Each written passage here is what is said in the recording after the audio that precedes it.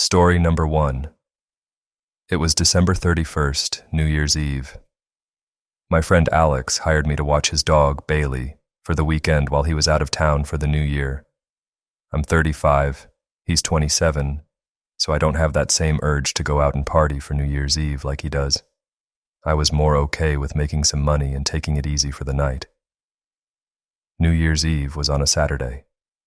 Alex left for the city early in the day. He'd be back Sunday night.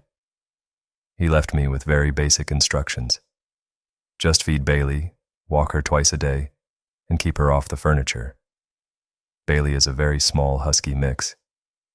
I'm not sure what else she is, but she's about a third the size of a regular husky, and she's very quiet and well-behaved.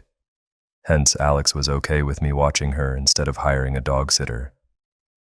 I brought a backpack with me, which contained my laptop, charger, toiletries, and a change of clothes for Sunday. Alex and I don't go way back. We met through mutual friends and had started going out occasionally on the weekends ever since. I would be sleeping in the spare bedroom of his house, on the futon. Throughout the day, I just did stuff on my laptop and played some of Alex's video games. Later in the night, I invited my girl over, with Alex's permission. His response was, "You better not in my bed," a joking way of saying yes. She could come over. Trisha, my girlfriend, said she'd be getting out of work after 12, but then she'd come straight over. Alex's house is about half an hour from us, so Trisha wouldn't be getting there until late. I had to kill time alone with Bailey, watching movies until then. We were in the living room, and Bailey was by my feet. It was probably 9 p.m. when the doorbell rang. I went to answer it, and there was a girl at the door. She looked about 30, had a hoodie on, and was holding a jacket. She introduced herself as Alex's girlfriend and said she had left something here that she needed to grab. I offered to grab it for her, but she said, "No, it's okay. I know where it is. In his room." I said, "Okay, that's fine," and let her inside. She went straight upstairs to Alex's room and slightly closed the door behind her without latching it. Right away, I texted Alex, "I didn't know you had a girlfriend." She was in Alex's room for quite some time until she came back out, still holding her jacket. She came back down the stairs, thanked me, and was heading straight for the door. I tried to stop her for a quick conversation. "How long have you guys been dating?" I asked. She replied, "Too long," then laughed as if she were making a joke. I laughed too, and then she said, "Have a good night," before leaving. I was a bit surprised by the interaction, but I gathered from it that they had probably just recently broken up. Now I started to worry that maybe I shouldn't have let her in, since Alex hadn't answered my text yet. I called him a few times before he picked up. He was out with his friends in a loud setting, so he could hardly hear me until he went outside to talk. I told him, "Your girlfriend just came by to grab something." He was completely bewildered by what I was saying. "Who are you talking about?" he asked. I responded, "She said she was your girlfriend." I didn't get a name. He yelled, "You know I don't have a girlfriend. What did she look like?" I started to feel really stupid at that moment. I described the girl, and he said he had no idea who it could have been. I then proceeded to explain to him that she went upstairs to his room for a few minutes and then came back down. That was when Alex started freaking out. He told me to go up to his room immediately and check if she had stolen anything. Of course, I didn't know what was in his room beforehand, so he had me check for specific things, all of which appeared to still be there. He tried hard to figure out who it could have been, and said he'd call me back after making some calls. He even sent me some pictures of different girls, understandably putting a damper on his night. I could tell he'd already been drinking, so I felt awfully stupid for letting some random girl into the house. Alex started sending me screenshots of different girls' Instagram accounts. None of them resembled the girl who came in. When I said no to all of them, he went silent for an hour. Then he texted me randomly, I think I know who it was. Make sure she doesn't come back. I didn't ask any further questions. I simply responded, okay, my bad, and left it at that. Clearly, Alex was going through some serious girl drama, or so I thought. I watched the ball drop alone. Not that I really care about the new year or the ball drop at all. Later that night, Trisha finally made it over, and so we hung out in the living room together. I told her what happened, and she was shocked. But then, a freakish coincidence happened. Bailey lifted her head and looked at the front door, and then there was a knocking at the door. Whoever it was didn't ring the bell. There was no shot I was opening it. I called Alex a bunch of times, but he didn't pick up. He was wasted and didn't even feel his phone vibrating. Trisha and I stayed quiet, and eventually, whoever it was went away. I was honestly unnerved. Surely it was in connection to whoever that girl was earlier. Maybe it was even her again. Either way, I didn't want to get involved any further in what was going on. After this, we decided to migrate to the spare bedroom, where we'd stay for the night on the futon. We had a movie on as we laid down, and I held her. We fell asleep in this position and woke up at some unknown hour in the night, which I later found out was less than an hour after we fell asleep.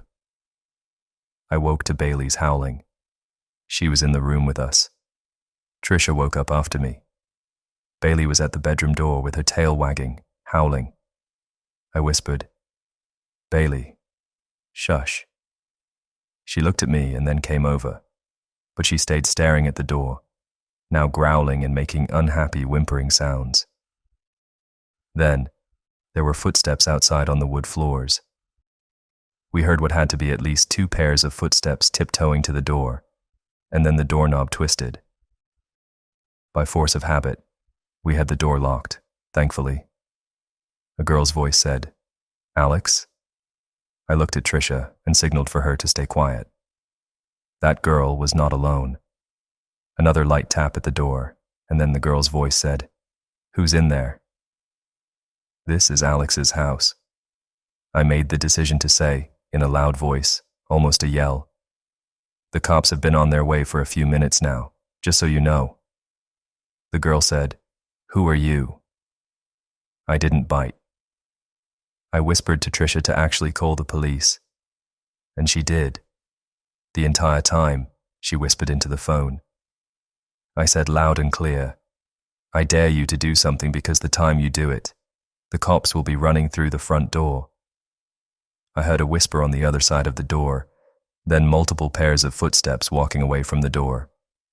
We stayed in the room, waiting for the cops to get there. Since the front door was left wide open by those people, the cops came right in. The house was clear by this point. I gave my entire recount of the story, and then called Alex multiple times until he finally picked up, still sounding pretty drunk. One cop talked with him on the phone for a few minutes while I sat with Trisha, speaking with another cop.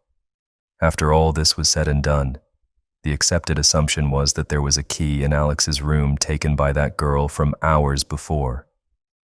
This was a pretty messy situation, since Alex couldn't just come all the way home this late. He practically begged me to stay the rest of the night.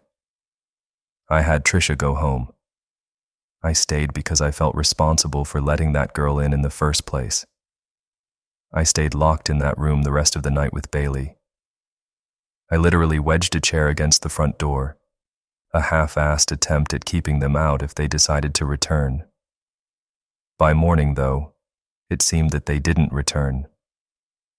Alex came back earlier that day than originally planned. I'm not going to air out any more private information to the internet than I already have, just in case anyone who knows him can figure out this story is about him. But he did tell me who he thought the girl was, and the story behind it proves that men have to be careful too with the women they choose to interact with. That girl, and whoever was with her's intention of breaking in, wasn't to steal anything, evidently, which is the scariest part.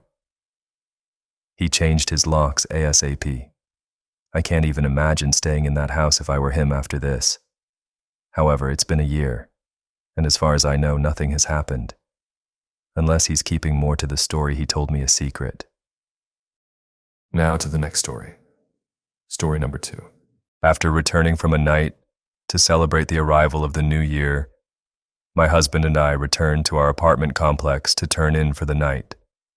We both had a couple of drinks, but neither of us was intoxicated. As much as we enjoy partying with friends, when it comes down to it, we are really just homebodies. We lived in the corner penthouse suite of our complex. Although this was never confirmed, it was suspected the owners wanted to convert this apartment complex into condos. The rent certainly was not cheap, and access was limited to this floor. Upon entering the building, there is a walk-up, 2 secure doors, and every now and then, a doorman to greet you as you entered or exited. There were also multiple security cameras placed throughout and around the building. It was an especially cold evening, and when we returned, there was no doorman present. It was late, at least 2 a.m. The foyer was empty, and one of the lights flickered softly. My husband and I entered the elevator and pressed the button to the top floor. The elevator ride was smooth, and as we ascended, I could feel myself becoming more relaxed, excited to finally be home and able to rest. My feet were killing me from wearing heels all night in the bitter cold. The bell chimed, signaling we had reached our floor. The door slid open, and we turned the corner to the left. Like I said, our suite was the corner suite at the end of the hall. However, something caught our eye.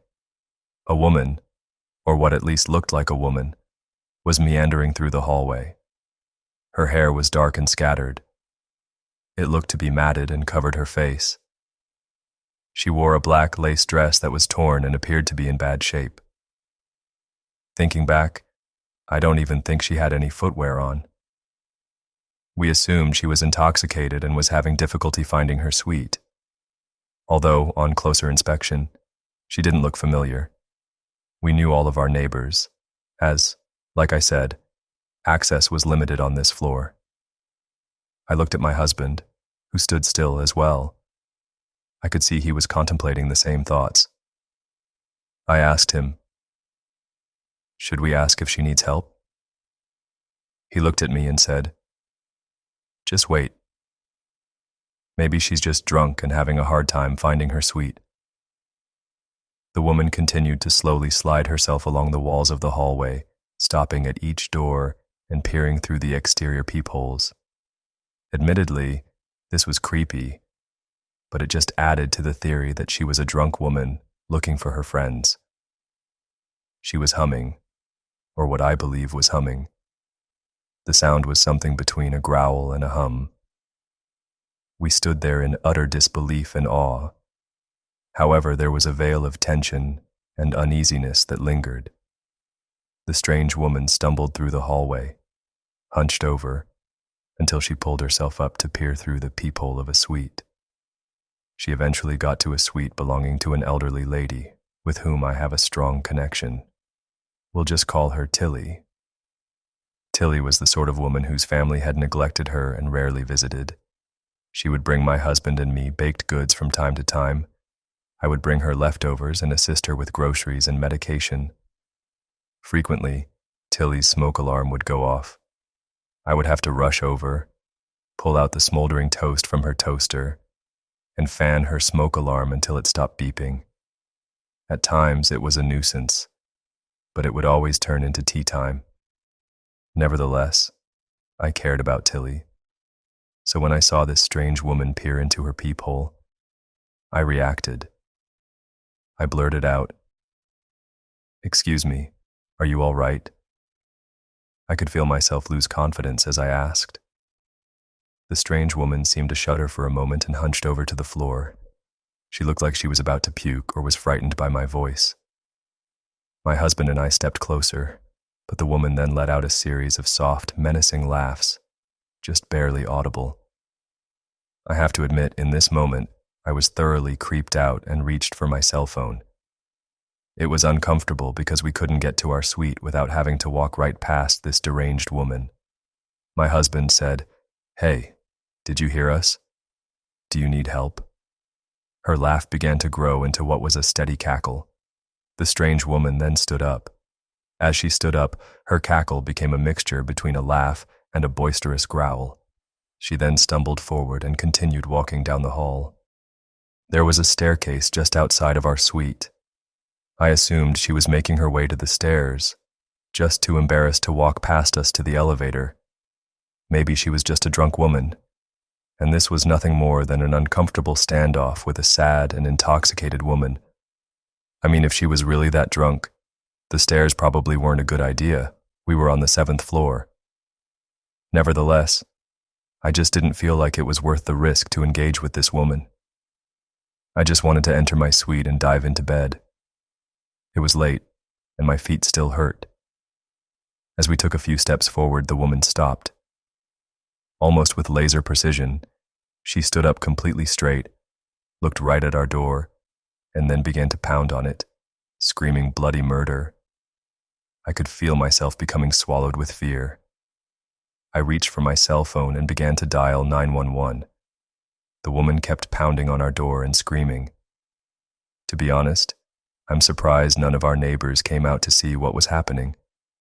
Part of me thinks they were too afraid themselves and were probably peering out of their peepholes. Afraid of what our neighbors would think, my husband said, "Hey, what are you doing? Stop that." And just like that, the strange woman stopped, fell to the ground, and began crawling quickly towards us. She looked up for a brief second. All I could see were her dark eyes. Her mouth seemed to be stained black, and she was growling again. But this time it was as if there was something in her throat that she was choking on. Frozen with fear, my husband and I just watched until she flashed us a menacing hiss, the kind you would hear in a movie but never imagine in real life. Terrified, I whipped off my shoes, and my husband and I ran towards the staircase on the other side of the building. We didn't want to risk waiting for the elevator and having her catch up. We went down 2 flights of stairs and stopped to listen if she was making her way down the stairs. But it was almost impossible to hear as my heart was pounding so hard. I thought to myself, what the hell was going on? We waited there for 10 minutes or so until, eventually, we had the courage to head up the stairs and back to our suite. The woman was gone, and so we entered our suite. I was just relieved to finally be safe in my home. My husband sent a text to our landlord, and he replied that we would hear from him in the morning. I was so unbelievably exhausted but found it incredibly difficult to sleep. The sound of that woman's growling and cackling rang in my ears. I hardly slept.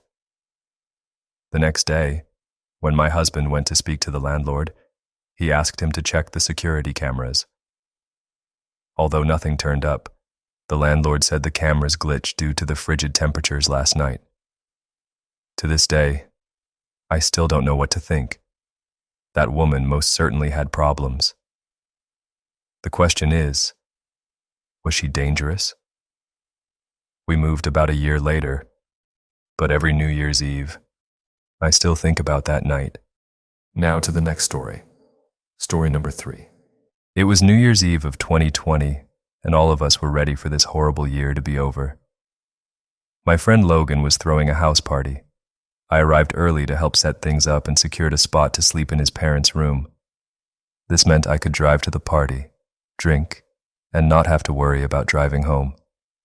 His parents obviously weren't home for the night. Most of our close friends in our friend group came, along with a bunch of Logan's friends who I didn't know. The party was fun. At midnight, everyone screamed "Happy New Year" and cheered their drinks. After that, people slowly started circulating out, and the party began to quiet down. Some went to other parties, bars, or home. As the night got later, it became just the closer friends staying behind. Eventually, it turned into a chill drinking session in the living room. This went on late into the night. By around 3 a.m., The last of everyone who wasn't sleeping at Logan's house had left. As it quieted down, we started hearing this occasional sound. At first, we didn't know what it was, but soon it started to sound like a creaking noise. We dismissed it as a sound from the fridge or something, which I know sounds stupid, but house appliances often make weird noises. It was just Logan, me, and Cody at this point. Cody was already falling asleep on the couch, and it was reaching that time where we were about to go to bed. However, the noise became so bothersome that we had to search for the source. We went to the kitchen, but it wasn't coming from there. Then, we realized the sound was coming from near the basement door. Logan opened the door, and we immediately heard the creaking sound more clearly.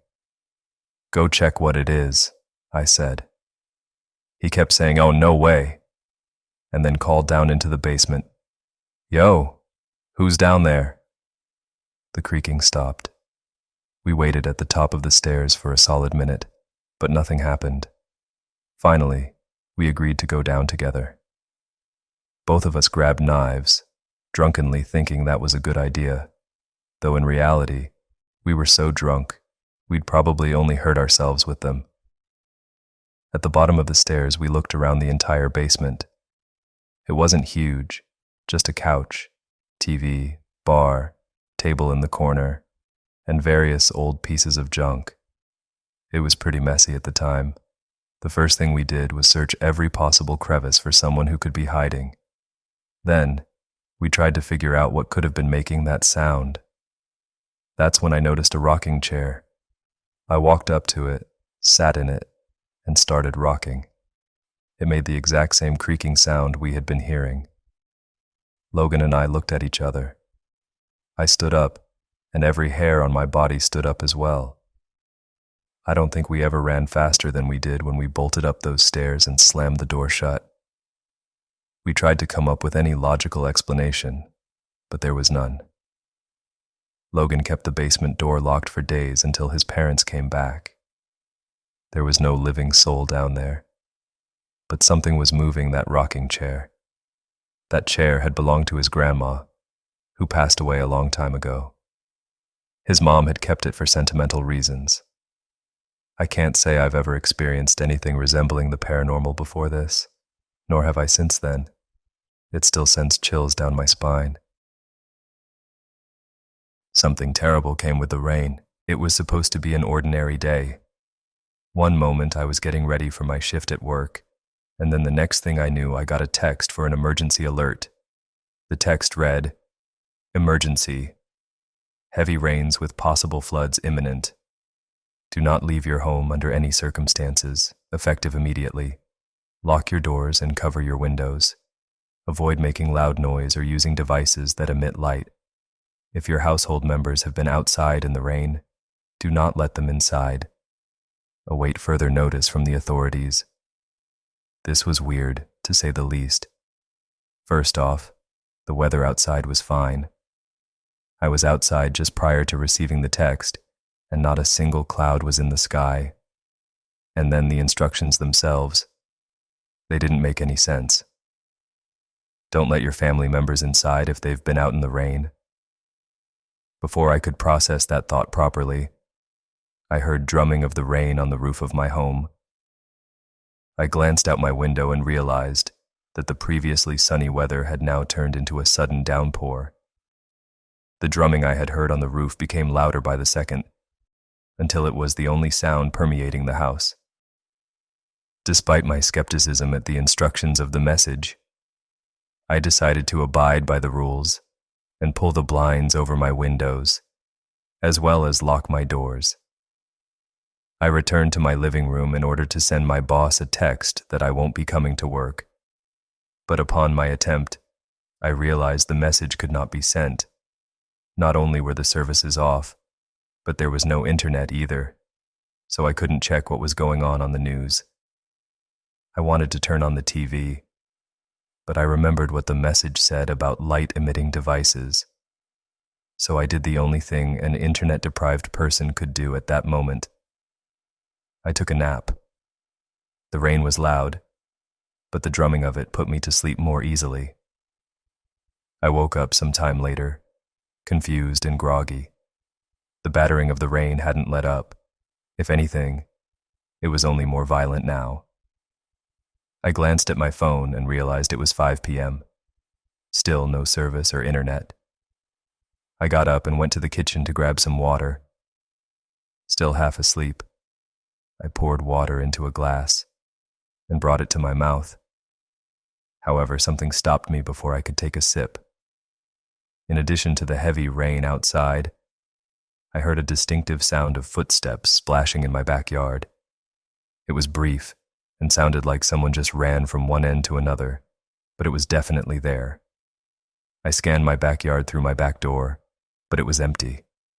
I was sure I heard footsteps, so I decided to open the door and peek outside. As soon as I did so, the already loud thundering of the rain became even louder, almost sounding like a waterfall was next to me. I stepped forward to the edge of the grass, and right away saw fresh footprints across the lawn. They started from one end of the fence and ended all the way across the lawn on the other side. It was as if someone had jumped over the fence, ran across my backyard, and jumped again into my neighbor's yard. "Hello?" I foolishly called out, looking at my neighbor's fence. No response came back. Of course it didn't. Maybe it was the neighbor's kid who got caught in the rain and decided to hurry back home. I turned around and went back inside, closing the door behind me and somewhat muffling the noise of the rain. I drank the unfinished glass of water and returned to my living room. Just as I was about to sit down, I heard another noise. A group of voices coming from the street. I could barely make them out due to the battering of the rain, but they spoke loudly to each other, so I could just barely hear them. I peeked outside my window and saw a group of armed soldiers standing in the middle of the street in front of my house. They were talking among each other, and from their body language and hand gestures, it was apparent they weren't chatting about everyday mundane activities. I wanted to know what was going on, so against my better judgment, I opened my front door and stepped onto the porch. Report back after a full sweep. I came outside just in time to catch one of the soldiers shouting. As soon as they noticed me, they pointed their guns at me in unison. "Whoa, don't shoot." I raised my hands instinctively. I just wanted to know what's going on. "Sir, you need to go back inside right now," the soldier at the front, who was shouting orders earlier, said. And then something happened that I cannot comprehend to this day. As the soldiers stood there pointing their guns at me, something flew through the street at an impossible speed and grabbed one of the soldiers at the back, taking him along with it and disappearing out of sight. It all happened in a split second, and all that remained of the soldier was his gun that fell on the ground with a muffled clatter. I felt my hands and jaw slowly drop and my eyes widen as the soldier who was at the front continued barking orders at me. The others seemed oblivious to their squad member's disappearance until one of them glanced to the side and saw the gun on the ground. "Hey, Lieutenant, where's Ramirez?" he asked. The whole group turned towards the gun on the ground and started looking around for the soldier and shouting his name. I wanted to tell them what I saw, but I wasn't even sure of what happened myself. One of the soldiers pointed down the street at something I couldn't see from my porch, and when their whole squad looked in that direction, their look of confusion turned into one of palpable fear. They pointed their guns at whatever was there, and just as I was about to strain my neck to look at what they were so worried about, I was ordered by the lieutenant once more to get inside, this time a lot more violently. I would have ignored the order itself, but the demonic, high-pitched scream that suddenly came from down the street is what caused me to run back inside, lock my door and prop it with my back, while my heart pounded like crazy, even though I had no idea what the fuck was going on. Gunshots were mixed in the air along with the animalistic screeches that now sounded like they were right in my ear. A moment later, both the screaming and the gunshots ceased, and the only thing that remained was the drumming of the rain. My heart was pounding fast, and my thoughts racing 1,000,000 miles per hour.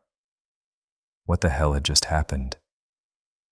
Before I could process that thought entirely, there was a knock on my door. "Sir, you can open the door. It's safe now." It was the lieutenant. Safe from what? I thought to myself. I stood up and stared at the door, holding my breath. "Sir, open the door," the soldier said again. Something didn't seem right in the way he said it, but I couldn't quite put my finger on it.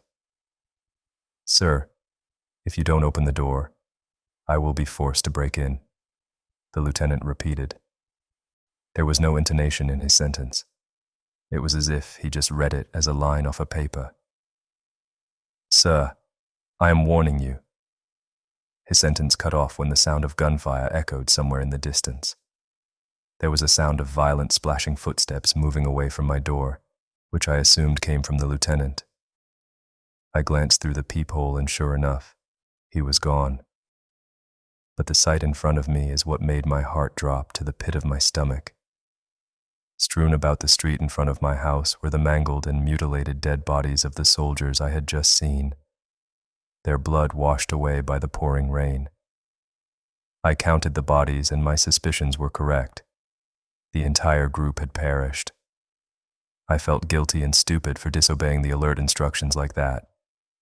In my skepticism and lack of understanding, I thought it was a simple rain warning and decided to carelessly move about my property. Now those soldiers were dead and I may have had part of the blame to take. I tried to push that thought out of my head and to figure out what I should do next. I checked my phone again, and there was, of course, still no signal. I made sure my windows were covered properly and turned on the TV. I flipped through the channels, but none of them seemed to work. I quickly turned off the TV out of fear that I'll attract more of whatever the hell was out there. I went to the storage room and fetched my dusty old radio. After putting in the batteries, I turned up the volume and started fiddling with the frequencies. Static, static, static. No, wait. There was something on one of the frequencies, along with static. There were voices in the background, just barely audible. I adjusted the radio wheel until I could hear the voices more clearly. From HQ? One of the voices said. Negative. Sweeping. Until we go. The other voice responded. Go back aft. This? Voice 1 asked. At this point, the voices became a lot clearer. Yeah. HQ ordered a retreat and they'll cordon off the city. Voice 2 responded. Wait, what about search and rescue? Voice 1 asked. Fuck that. This whole fucking town's a mess as it is. HQ said there's not going to be any more rescue attempts. Voice 2 replied. So, 36 got way out of hand, huh? Voice 1 asked. Yep, it's not our problem anymore. Any survivors on your end? Voice 2 said. A couple, but they already saw too much. Had to dispose of them. Copy that. Once you're due. Bisu. Back. Base. The voices started to cut off again bit by bit, and then they went silent completely, leaving me only with static. What the hell was that all about? What was 36? And what did they mean they had to dispose of the survivors, and that there would be no rescue? Something was definitely very wrong here, and it was clear that the army knew something that us, the civilians, didn't. One thing was for sure, though. I had to get out of town. I couldn't wait for rescue, which wouldn't even come. Being out there with hostile soldiers, or even worse, those things that wiped out the soldiers didn't put my mind at ease, but I had no other choice. I went upstairs and packed my bag. I put in a pair of clothes, because I knew I'd probably be drenched from the rain. I also packed a flashlight and some food and water. I peeked out my bedroom window and saw that the downpour was finally showing signs of subsiding. The streets were completely empty, save for the dead soldiers.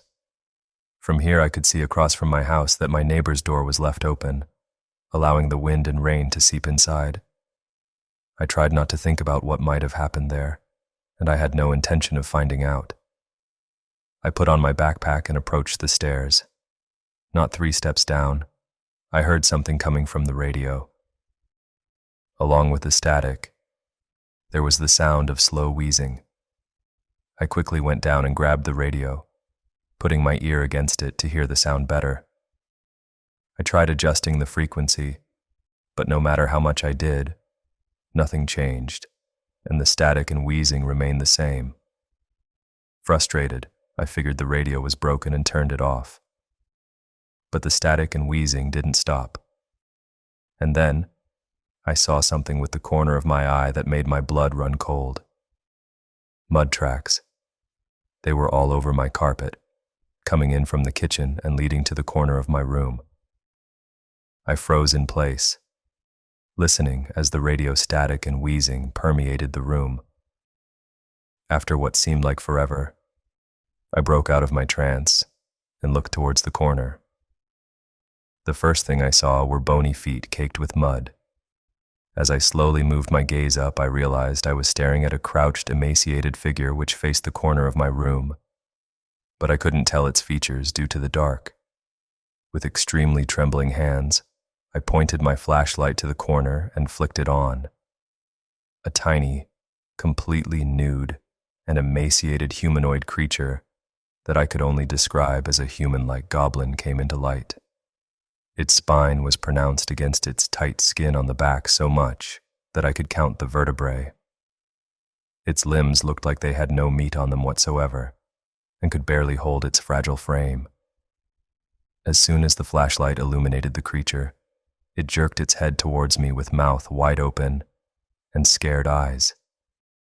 The radio static and wheezing got much louder, and it was just then that I realized the sound was not coming from my radio.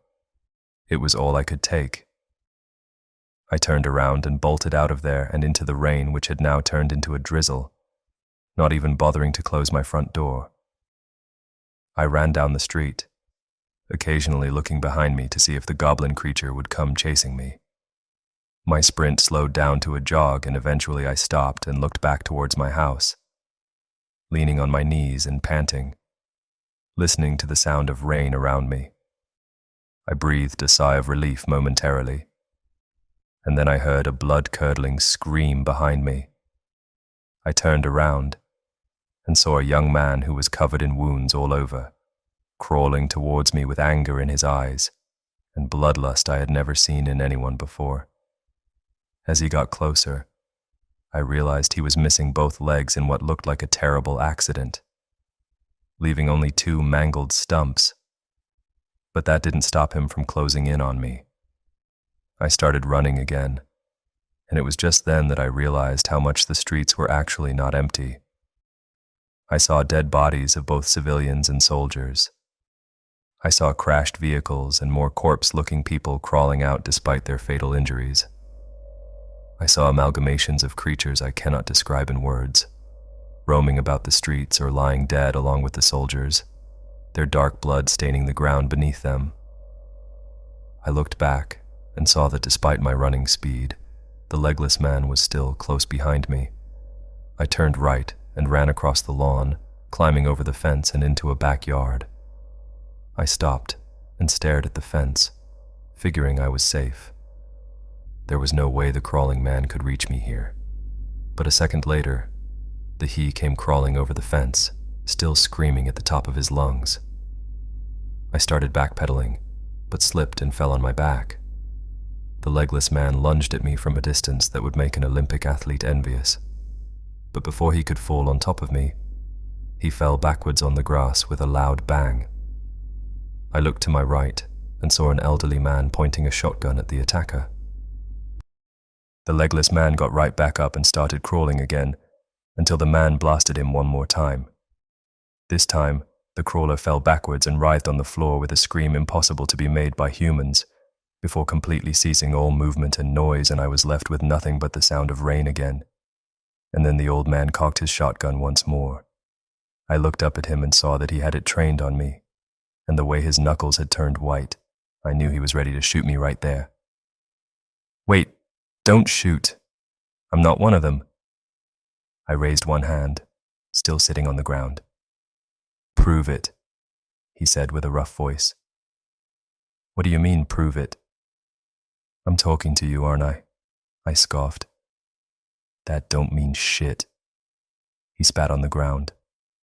Look, I just left my home minutes ago because of all the crazy shit that's happening. I have no idea what's going on, I swear. I recited in one breath. He didn't budge for a while, the expression on his face looking like he was weighing his options. Finally, after a moment of contemplation, lowered the gun down and gave me his hand, saying, You'll catch a cold out here, son. Let's get you inside. A young woman in cargo pants with a gun in her hand opened the back door of the old man's house. When she saw us, she stepped aside and let us in, while carefully eyeing me. Take your damn shoes off, the old man said. Don't want you tracking no mud inside. Dad, no. He might need to run out quickly in case they get inside, the girl said. Fine. The man grunted and proceeded into the living room, leaning his shotgun on the sofa where he sat. Make yourself at home, the girl said. But don't try anything stupid. She went past me and inside the living room. Everything about her confidence in verbal and body language told me she was trained for this exact type of situation, but I didn't want to ask her anything yet. I joined them in the living room and sat opposite of the old man. Name's Harry, he said as he lit a cigarette. And this here is my daughter, Alyssa. I introduced myself as the old man kept staring at me silently. I couldn't decipher any emotions on the old man's face. You live close by, don't you? Harry asked. Yeah, a few blocks away. That creature made me get into your backyard. I didn't mean to trespass, I said. Are you headed to the hospital? Alyssa asked. No, why? I shook my head. Some survivors gathering up there. Said so on the news before they stopped broadcasting. They're probably still there, though, Harry said. Harry, do you know anything about what's going on? I leaned forward. Devil's work, I tell you. Harry responded nonchalantly. Ever since they started mining 2 years ago, I kept telling them something would go wrong. Dad, come on, not this again. Alyssa rolled her eyes. Harry simply ignored her and continued. It ain't natural to go digging into the earth. Wasn't meant for no humans. I can bet you they woke something up down there at the quarry. So, do you know if the military has any plans for a rescue mission? I pretended not to know. I also wanted to know if Alyssa was with the army and hoped I would get my answer this way. Something told me that if she was with military, I'd already be dead. Ain't no military coming to save us, son, Harry said. Saw them retreating with their armored vehicles, and Alyssa here saw them shooting civilians on sight. Alyssa nodded. So you're not military? I asked her directly. Ex, she responded. I nodded and then said, So I guess our best bet is to go to the hospital, I finally said. Alyssa nodded. You could go there and wait it out, Harry said. Or find the survivors there and use numbers to bust your way out of town. Hospital's close by, but there may be some of those monsters roaming around, Alyssa said. Just after a few minutes of talking to her, I could see a resemblance to her father, despite her not being as stubborn as Harry. I nodded, and we sat in silence for a moment. Do you know anything about 36? I heard them talking over the radio about 36 getting out of hand. I finally asked. They both seemed confused, but before they could give a proper response, there was a sound of glass breaking in the kitchen, followed by a gurgling noise. Harry shot up and grabbed his shotgun, while Alyssa pointed her handgun at the doorway. I saw a hatchet leaning on the side of the fireplace. so I grabbed it and got ready for whatever was coming. A moment later, the gurgling got louder, and a man that looked completely charred, as if he was burnt all over, shambled inside. When he saw us, his gurgling turned into a painful scream, which were cut short with Alyssa's bullet to his head. Another sound of glass breaking, this time behind us, and another charred person, a woman, jumped inside, completely ignoring the deep cuts on her body from the broken window. She started crawling towards me, and when she grabbed onto my foot, something kick-started my fight or flight instinct. I raised the hatchet above my head and brought it down with full force on the woman. The blade struck the top of the woman's skull, making her stop moving completely. I didn't have time to react, as another charred person stumbled in through the window, this one having patches of blazing skin on his body. I pulled the hatchet out of the woman's skull, but the man managed to grab my hand before I could swing again. A loud bang resounded, and the man fell dead from another one of Alyssa's bullets. More of them kept coming in, and the room turned into a cacophony of gunshots, and Harry's, "Come on, you ugly sons of bitches," shouts. I managed to bring down one more charred creature with the hatchet, and as I turned around, I saw that one of them tackled Alyssa to the ground and thrashed violently, while she tried to free her hand of his grip and shoot him. I swung the hatchet as hard as I could, embedding it in the attacker's collarbone. He screamed an inhuman scream and fell backwards when I pulled out the blade. He started scooting back with his heels, holding his bleeding shoulder. But by this point, adrenaline took over my actions completely, so I had no intention of stopping. I gripped the hatchet with both hands and brought it down on the creature over and over, first severing one of his arms at the forearm, and then finally killing him with a strike to the face. Just then, I realized everything was quiet again. No gunshots, no gurgling, no swearing on Harry's end. Just the sound of our panting. "I owe you." Alyssa patted me on the shoulder as she stood up. "Bet you're thankful now you didn't have to take off your shoes."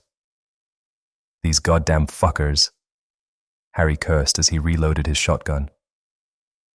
"You can't stay here any longer, kids. Get to the hospital." "Wait, what about you?" Alyssa interjected. "I ain't leaving our home behind." "Don't be stupid, Dad. If you stay here, you'll die." "I promised your mama that this would always be our home. I'm not letting these hellspawn take it away from us." He could see the disapproval in Alyssa's eyes, so he put his hand on her cheek and said, "I know you're worried, baby girl, but I'll be fine. I have enough food and water to last me here for a month, and the basement is the safest place in town right now. But you need to get yourselves out of here. You understand?" Hesitantly, she nodded and put her already packed backpack on. She and I went to the front door, and Harry escorted us there. It was dark already outside, but the rain still wouldn't let up. "Now remember what we talked about," he said. "If the rain gets too heavy, you find cover immediately, you hear? That's when the nasty ones come out." He looked at me and shoved a handgun into my hands. "You keep my daughter safe, you hear? You keep her safe." I looked at the gun and nodded. I never used a gun before, but now it seems I would have to if I wanted to survive. Harry and Alyssa hugged tightly for a long moment, with Harry whispering that he loved her, before she broke away hesitantly and turned around. "Come on, let's go," she told me and walked down to the pavement. "Thank you, Harry, for saving my life," I said and gave him one last look. For the first time in the short time that I knew him, I thought I finally saw an emotion on his face, an emotion which didn't suit him in the slightest: despair. I expected Alyssa's mood to change drastically after leaving Harry behind, but she was as focused on surviving now as she was prior to that. The streets were way emptier now than they were when I first ran outside my house. We walked in the middle of the road to avoid getting jumped from the corner, even though we knew it was equally risky exposing ourselves like that. Whenever we heard an inhuman sound in the distance, Alyssa made us stop until we were sure we weren't in any danger. Walking in the rain gave us some cover, which allowed us to move relatively faster, but we still had to be careful. "Wait," I whispered to Alyssa, pointing down the street. "See that?" There was a little girl a few hundred yards away from us, standing in the middle of the road, facing away from us. My initial instinct was to go and see if she was okay, but based on everything I'd seen by that point, I knew there was a high probability that this wasn't a little girl in distress at all. I was right, because as soon as Alyssa saw her, she cursed under her breath and pulled me aside behind a bush. "What's wrong?" I asked. "Whatever you see there, that's not a little girl." Alyssa peeked behind the bush where we hid. Saw her, or someone resembling her, a bit earlier. She stood exactly like that, and when a guy approached to help her during the chaos, she turned around and she had no fucking eyes or nose. Instead, her entire face was replaced by a big fucking vertical line for a mouth with sharp fucking teeth. The poor guy never stood a chance. "So what do we do?" I asked. "Let's try a different street," she suggested. We sneaked through a backyard, ignoring the dead bodies along the way, and went through the adjacent street. Halfway through, I heard a pained groan coming from a dark alley to my left. I readied my hatchet, while Alyssa readied her gun. A creature crawled out into the light, barely able to pull its own weight with what was left of its human-looking arm. The thing looked like a swollen blob in its shape, barely recognizable where the head was, which I could only tell from the eye visible under the heavily swollen blisters. Some of the blisters looked volatile, pulsating under the streetlight, looking like they would pop on the slightest touch. I tried not to think about whether it used to be human, as it pathetically dragged itself towards us, groaning through the small slit of a mouth, the one visible eye wide open and darting from Alyssa to me intermittently. "Leave it," Alyssa said. "It's harmless unless it manages to grab you. I've seen one earlier." She holstered her gun and urged me to follow her.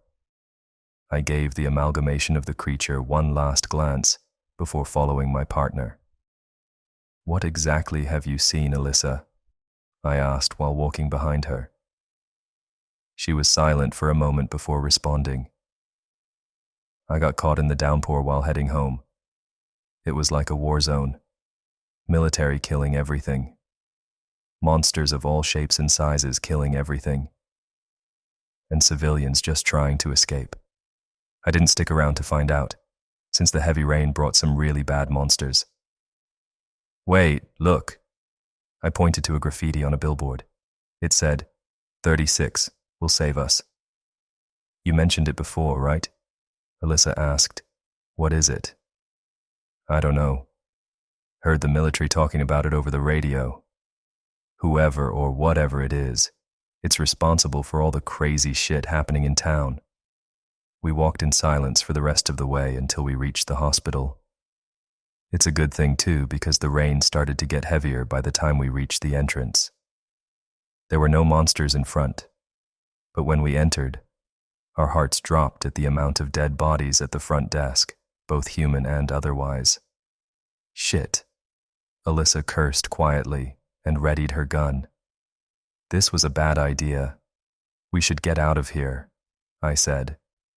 As if a higher force heard me, it started raining cats and dogs again, so going outside at this point was impossible. "Let's proceed carefully," Alyssa said. "Maybe they barricaded themselves somewhere upstairs." We got past the reception, carefully stepping around the dead bodies. The hospital wasn't big, so we figured we'd check it out quickly enough. The elevator was completely demolished, so that was out of the question. Really though, it looked as if a truck drove into it, bending the door inward all the way to the backside. We climbed the stairs to the second floor, and as soon as we did, the air became heavy. It's hard to explain, but it was as if someone had been keeping all the windows shut for a long time, making the room stuffy. There were no dead bodies, but the place was chaotic, stretchers and trash bins knocked over, etc.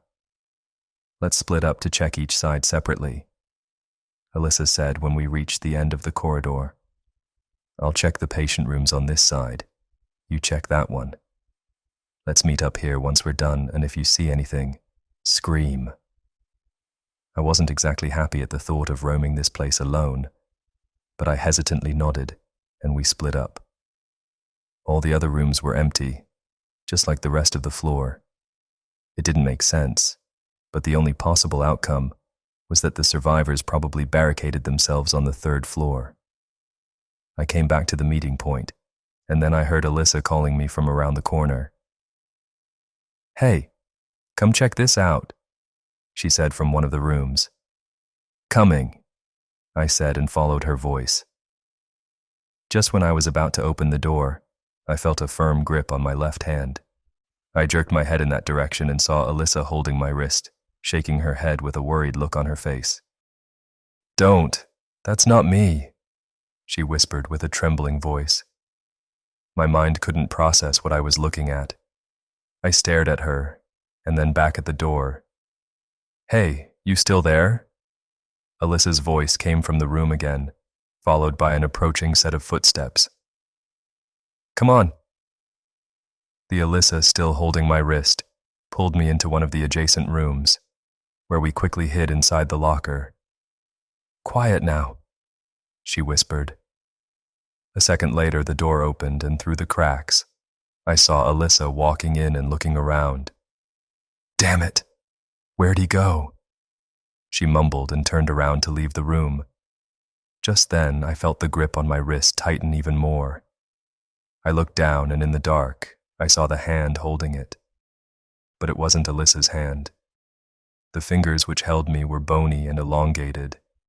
I looked to my left and saw not Alyssa, but a bald old man who looked like his life was way overdue by 100 years. I felt Emung blood run cold, and when I tried screaming, I was unable to, so I instead burst through the locker, falling on my shoulder painfully. I got up and ran outside just in time to see Alyssa pointing her gun at me. "Run!" I shouted, and saw her looking over my shoulder before she bolted out of the room with me. We ran to the stairs and up on the third floor, making our way past the dozens of bodies of patients, staff members, monsters, etc. A realization raced through my mind that there were no survivors, and as we reached a dead end, blocked by a makeshift barricade, we turned around to see if the old man followed us.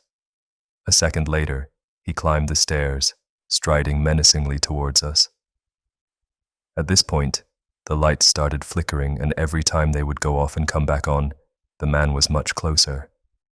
Alyssa started shooting, but it was as if every time she fired a bullet, the lights would go out for a split second, and the man would appear in a different spot, always a step closer.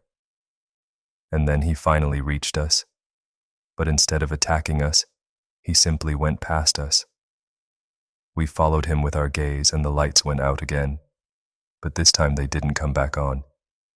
There were sounds of loud crashing and objects being thrown, at some moments right next to me. When the lights finally did come back after almost a whole minute, the barricade behind us was completely ransacked and the way clear. The old man was nowhere to be seen. I looked around at all the dead bodies of monsters around me and inspected the identical tattoos they all had on their wrists, or whatever extensions of extremities they had.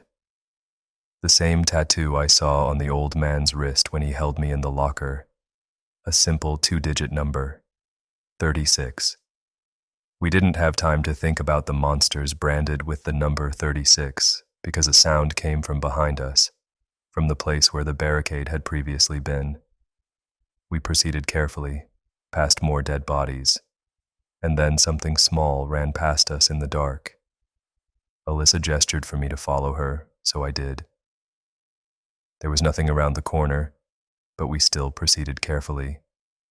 Whoever Jut ran past us was close by. Another barely audible sound, coming from right behind a wheelchair in front of us.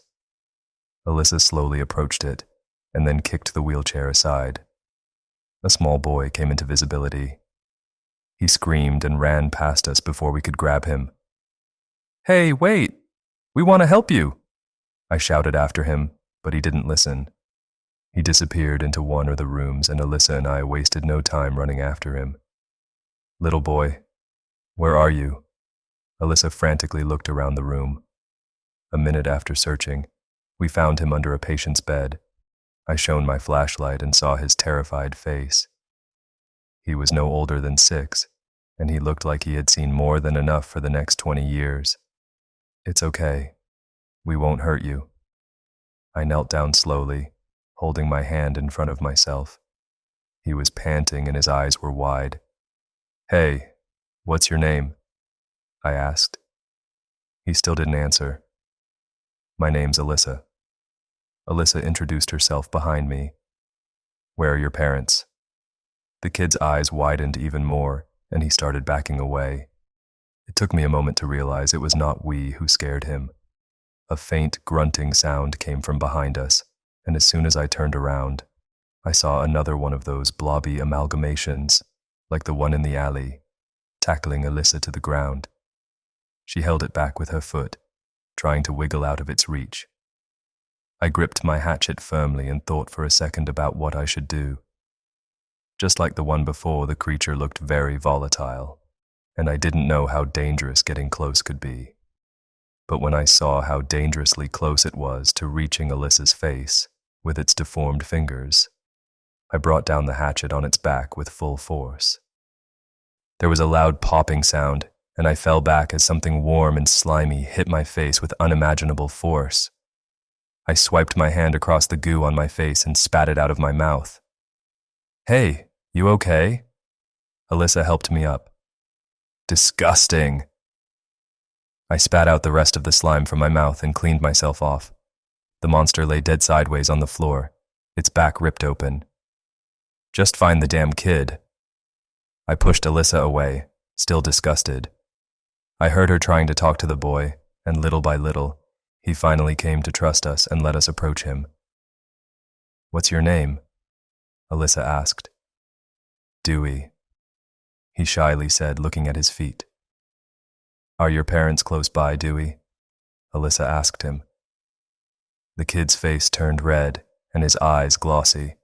Alyssa hugged him while he cried. A few minutes later, when he calmed down, she pulled back and asked him, "Dewey, how did you get here?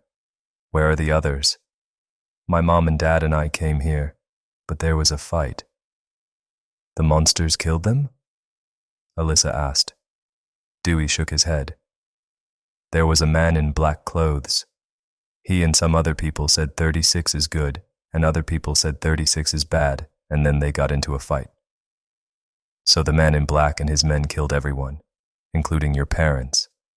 Alyssa frowned. Dewey nodded. "Do you know this man's name?" "Martin." "Did they say where they would go?" I asked. "Dad said they couldn't leave the city because the soldiers were bad, so they planned to go to the old mine, where 36 was.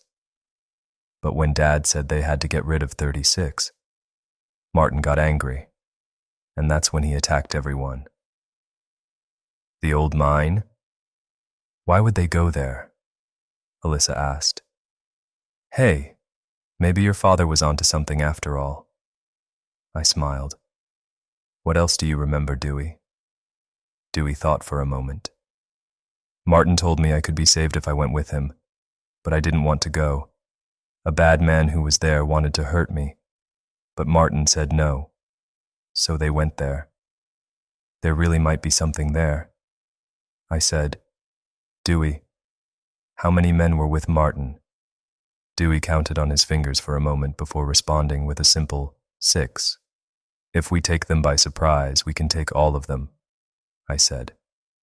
Alyssa looked uncertain, so I said, "Look, chances are all exits out of town are heavily guarded by military, but if we can get to the bottom of this whole thing, we may be able to undo some of the damage and maybe even survive." She nodded and looked at the kid. Dewey, you'll have to come with us. We'll keep you safe.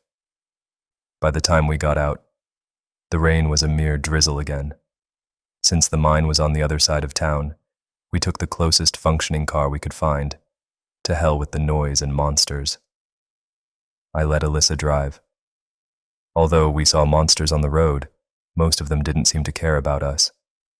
They'd glance at us and then continue roaming mindlessly, as if they knew they couldn't catch us in the car. "You okay, Alyssa?"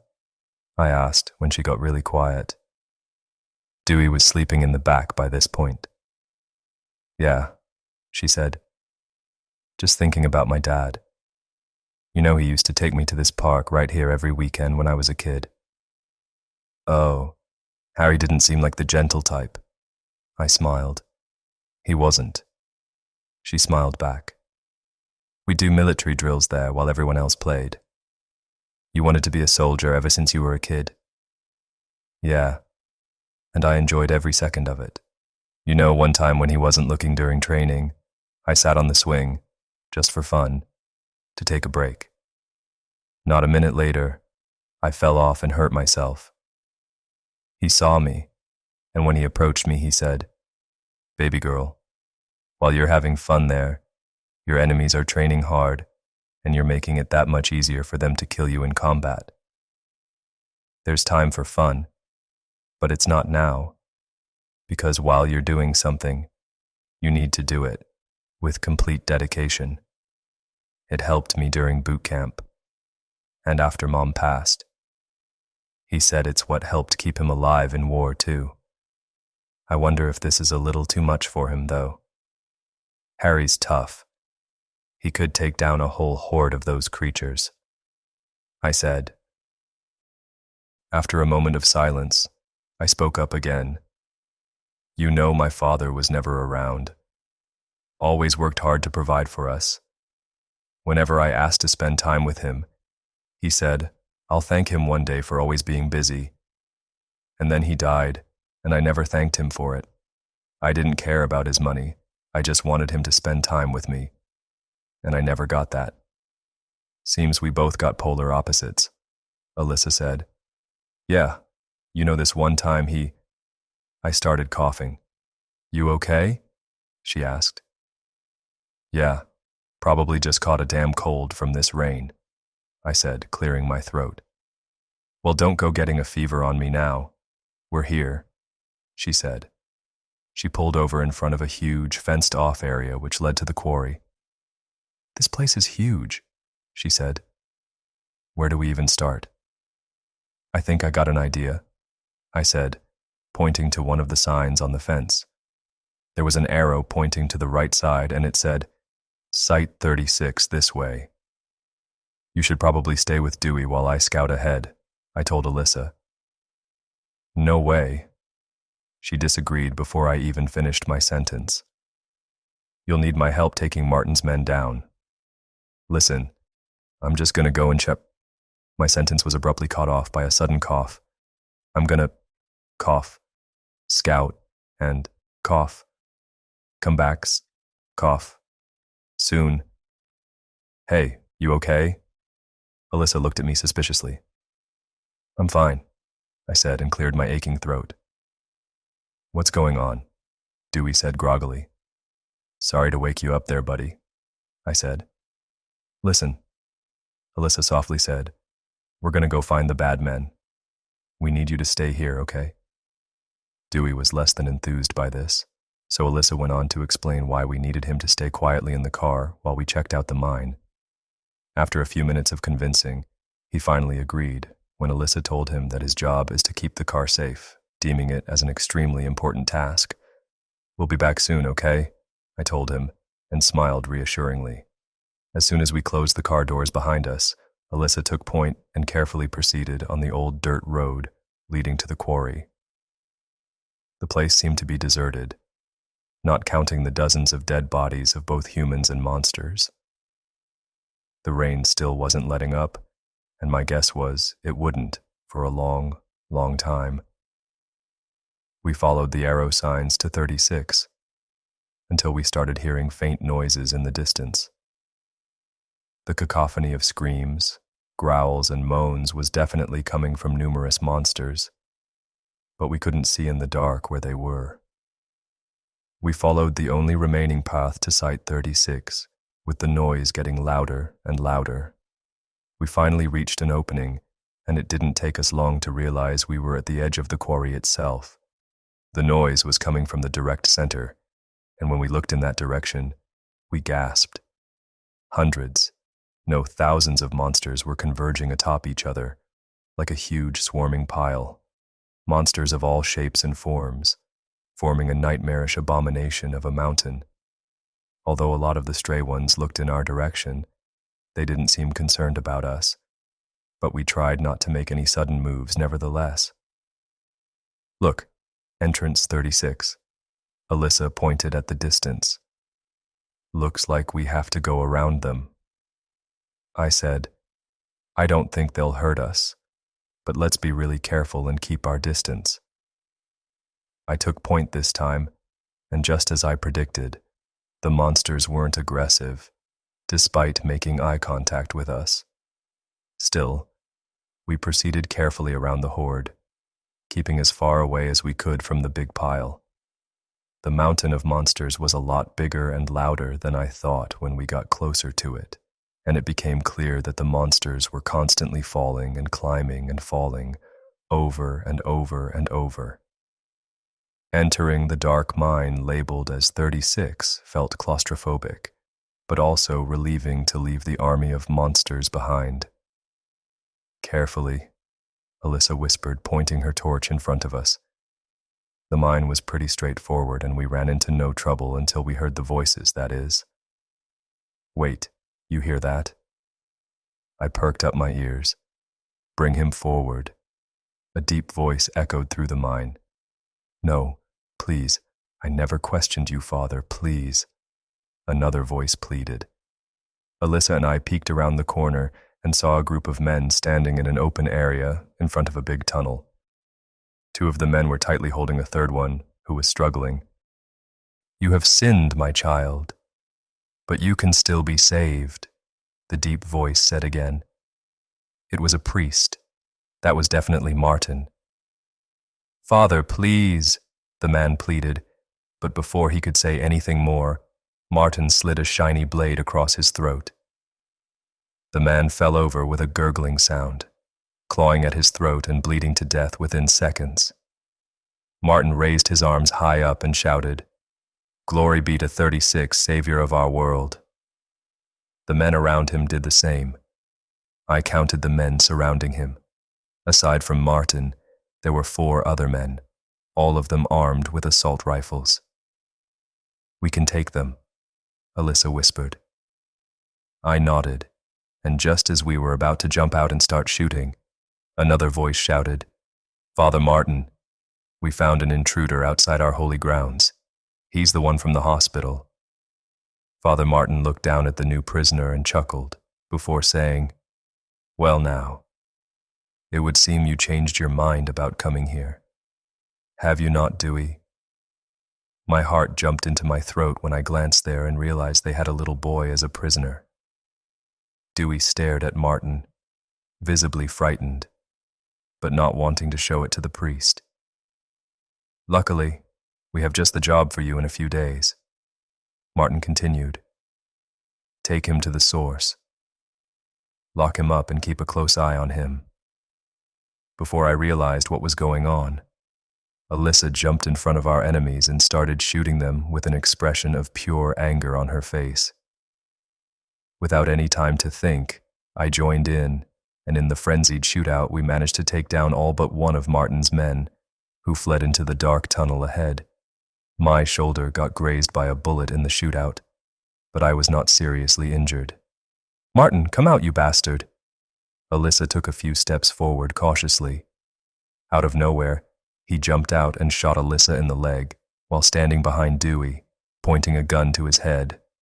Not a step closer, or the child dies, Martin said. I held my gun trained on him, not sure what I should do. Shoot him, Alyssa shouted. I would have done it too, but all of a sudden my vision became blurry and I got dizzy, coughing violently. I felt myself falling to my knees and saw blood coming out of my mouth with each cough. Everything was getting dark. "Father Martin, are you okay?" More men rushed to Martin's side, pointing their guns at Alyssa and me. "Should we throw them in the pit?" one of them asked. "No," Martin said while standing over me. "They're as good as dead anyway." The next few hours were blurry. I fell in and out of consciousness, and I remember seeing an unfamiliar face, a scientist of some sort. I felt being carried, and I remember seeing a bright room.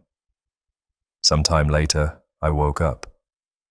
It took me a while to adjust, but when I did, I shielded my eyes from the bright ceiling light. I looked around and realized I was in some sort of lab. A man in a white coat sat on the other side of the room by a PC typing away. Various vials and incubators of sorts with unfamiliar organs were on the desks around the room. I shuffled on the bed and started coughing violently. "Breathe, breathe." The man in white coat was next to me before I even knew it. "Who are you?" I asked. "My name is Dr. Andrew. I work in this lab." "Lab?" An electronic door opened and a woman with a crutch waltzed in.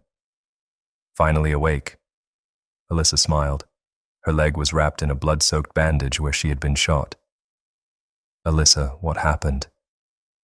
"They took Dewey. I think they planned to sacrifice him. Dr. Andrew saw us on the surveillance cameras and took us into the lab. The government had this whole underground facility set up to study 36. Where's the kid now?"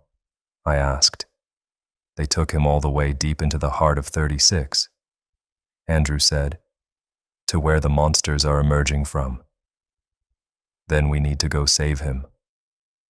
I stood up on wobbly legs, trying to steady myself. Alyssa sat down with a serious expression on her face.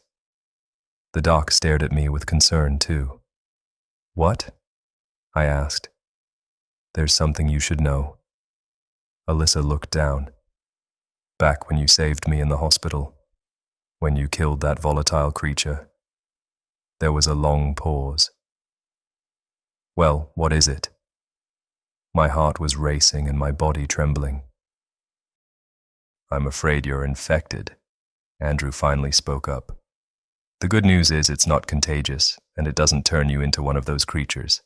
It seems to be a new form of bacteria which we've never seen before. So here comes the bad news.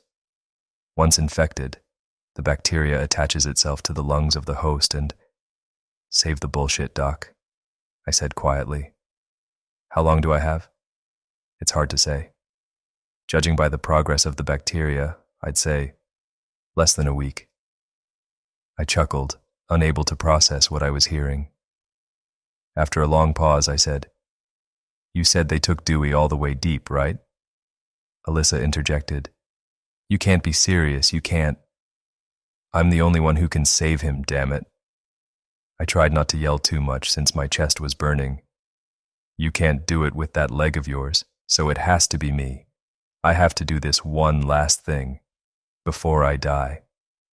Although the lab was enormous and had lots of staff, Andrew was the only one who managed to survive. He explained when the alarm went off, all military personnel went to secure the source on Site 36, but perished. Andrew had no choice but to initiate full lockdown. "So what exactly is 36? I asked.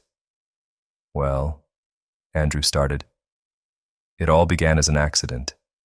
Some miners were going about their business, and one day they dug through to this hidden cave system, so to say, which further led down to a huge, seemingly bottomless hole.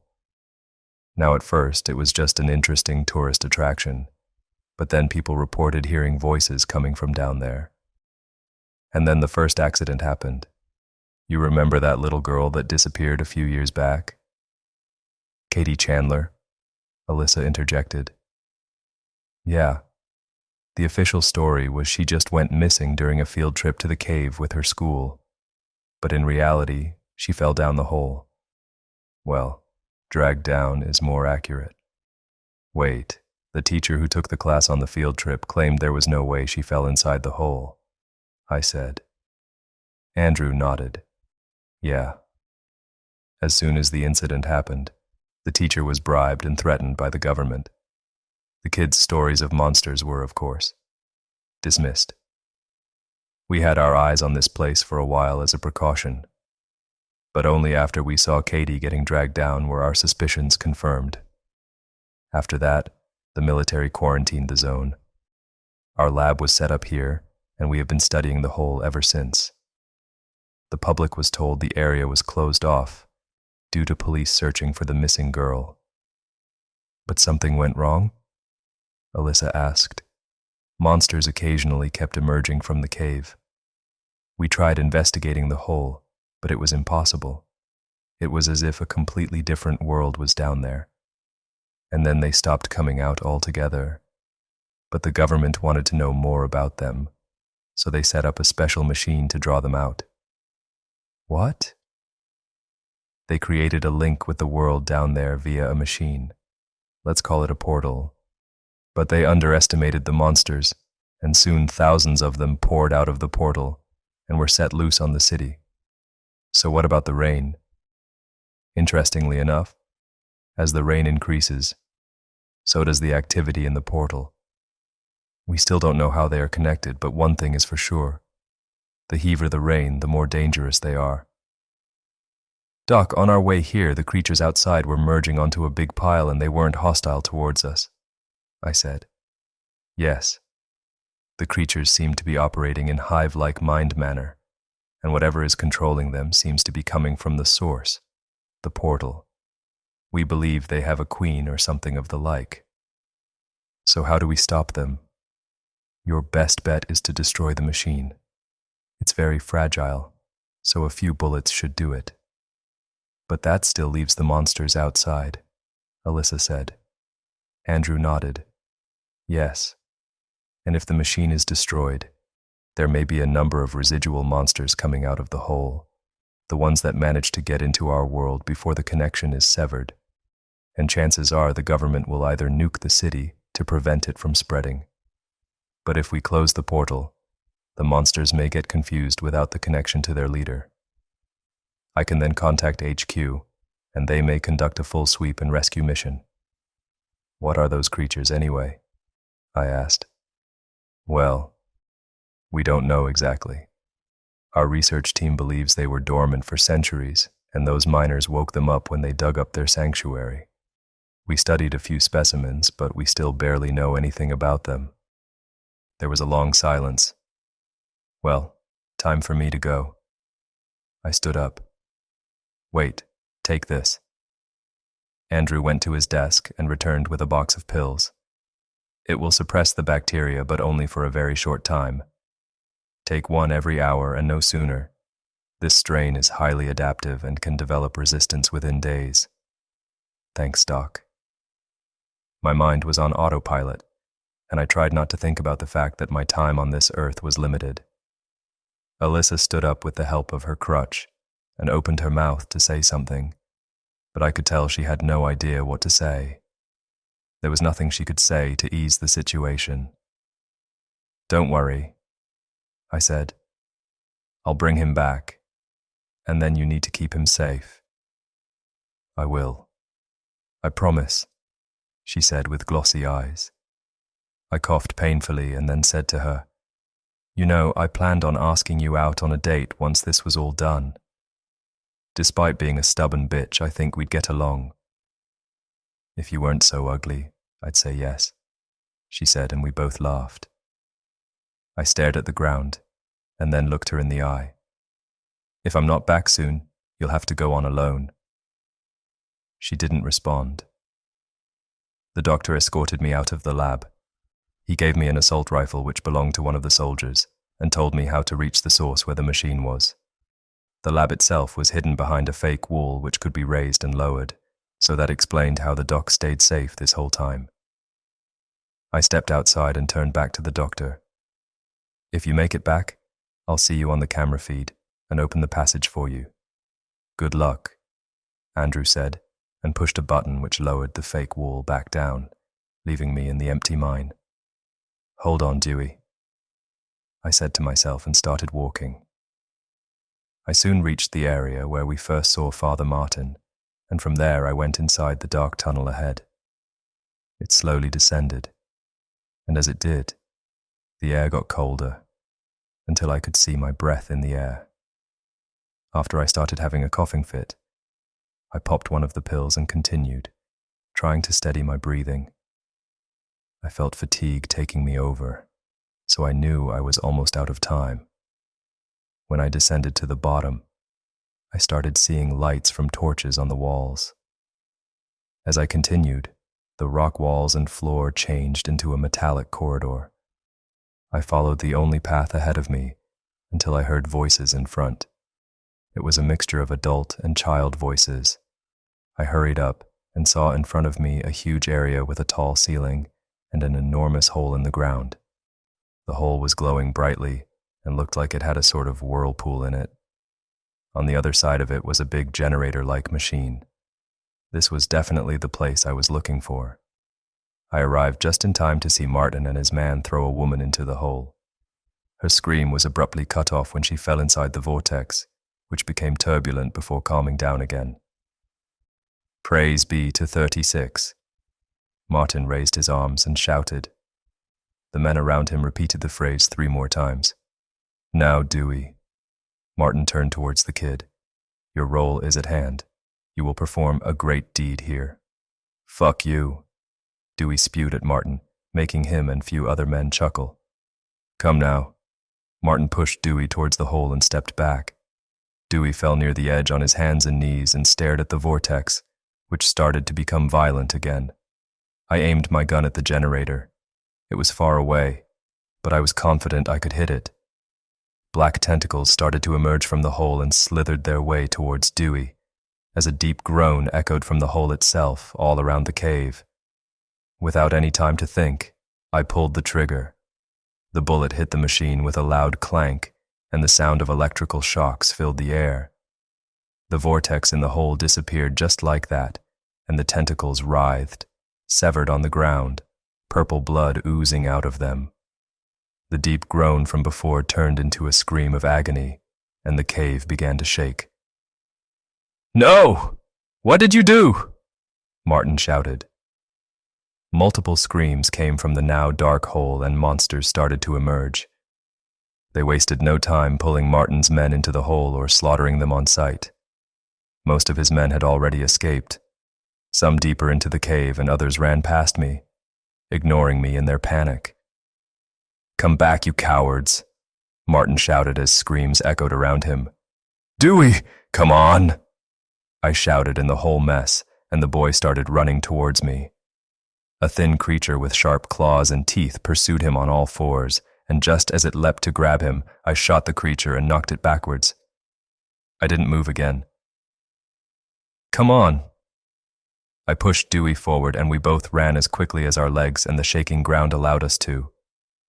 We ran unsteadily through the tremors and I heard cave-ins behind us. My chest was on fire and I was already out of breath. Dewey! Run! I said between breaths and continued staggering. And then I felt a powerful force knock the air out of me. I dropped the gun and fell on my side. You'll pay for that, Martin said as he punched me over and over. He then put his hands around my throat and started choking me. You ruined everything, he said, squeezing so hard that my vision got darker by the second. I'll kill you for what you've done. I raised my hands and punched Martin at the forearms as hard as I could, making his grip loosen. I then coughed up some blood in his face and kicked him away from me with the remaining strength. I turned around on my stomach and started crawling towards the gun on the ground. No, you don't, Martin said from behind, and I felt myself getting dragged back by the feet. I turned back around to see him holding a big rock above his head. I raised my hands in defense and a loud bang ensued. Martin dropped the rock and a large red stain appeared on his chest. He stared at me in disbelief before finally falling down dead. Rot in hell, you piece of shit, Alyssa said, holding the gun with Dewey behind her. Come on, let's go, she said and helped me up as much as she could with her bad leg. Screams started to fill the air again behind us. We ran back inside the lab, and Andrew closed the secret passage just in time for the monsters to slam into the impregnable wall. I fell on my knees, coughing violently. When I finally stopped, I felt weaker than ever, so much that I could barely stand. I lay on the bed, while Andrew contacted HQ via radio. A few minutes later, he got a response, and the military confirmed they would eliminate the remaining monsters and perform a search and rescue immediately. "You did it," Alyssa told me as she held my hand, but I couldn't respond since I fell out of consciousness. I woke up sometime later on the same bed. Alyssa and a bunch of doctors were around me. "Good. He's stable," one of them said. "Is he going to be okay?" Alyssa asked. I looked around and saw military people talking to Andrew and more doctors walking around the lab. If we had arrived a few minutes late, he would have been dead. The doctor said, "He can never be rid of the infection, but the bacteria will remain dormant as long as he takes the medication. You'll have to keep a close eye on him. And if there's even the slightest change..." "I know. I'll take care of him," she said. The doctors left, and Alyssa sat next to me with a big smile and squeezed my hand. "Hey, you hear that? You'll be all right." I closed my eyes and squeezed back. There was no news coverage about the incident, and all rescued survivors were forced to sign an NDA about the whole deal, under the threat of incarceration and even execution. The official reported story was that there was a virus outbreak, which has since been contained, despite the numerous casualties. Months later, I live a normal life, albeit with a lower lung capacity. Dewey lives with his aunt now, but Alyssa and I make sure to visit him every week. Everyone else seems to be back to living their old mundane life too, and no one talks about the rain incident. One thing still bothers me though. Whenever it rains, I always hear something when I'm home. Something that puts me on edge and takes me back to the day when the whole incident started. Something that's always just loud enough for me to hear no matter what I'm doing or where I am in my house. The unmistakable sound of footsteps splashing in my backyard.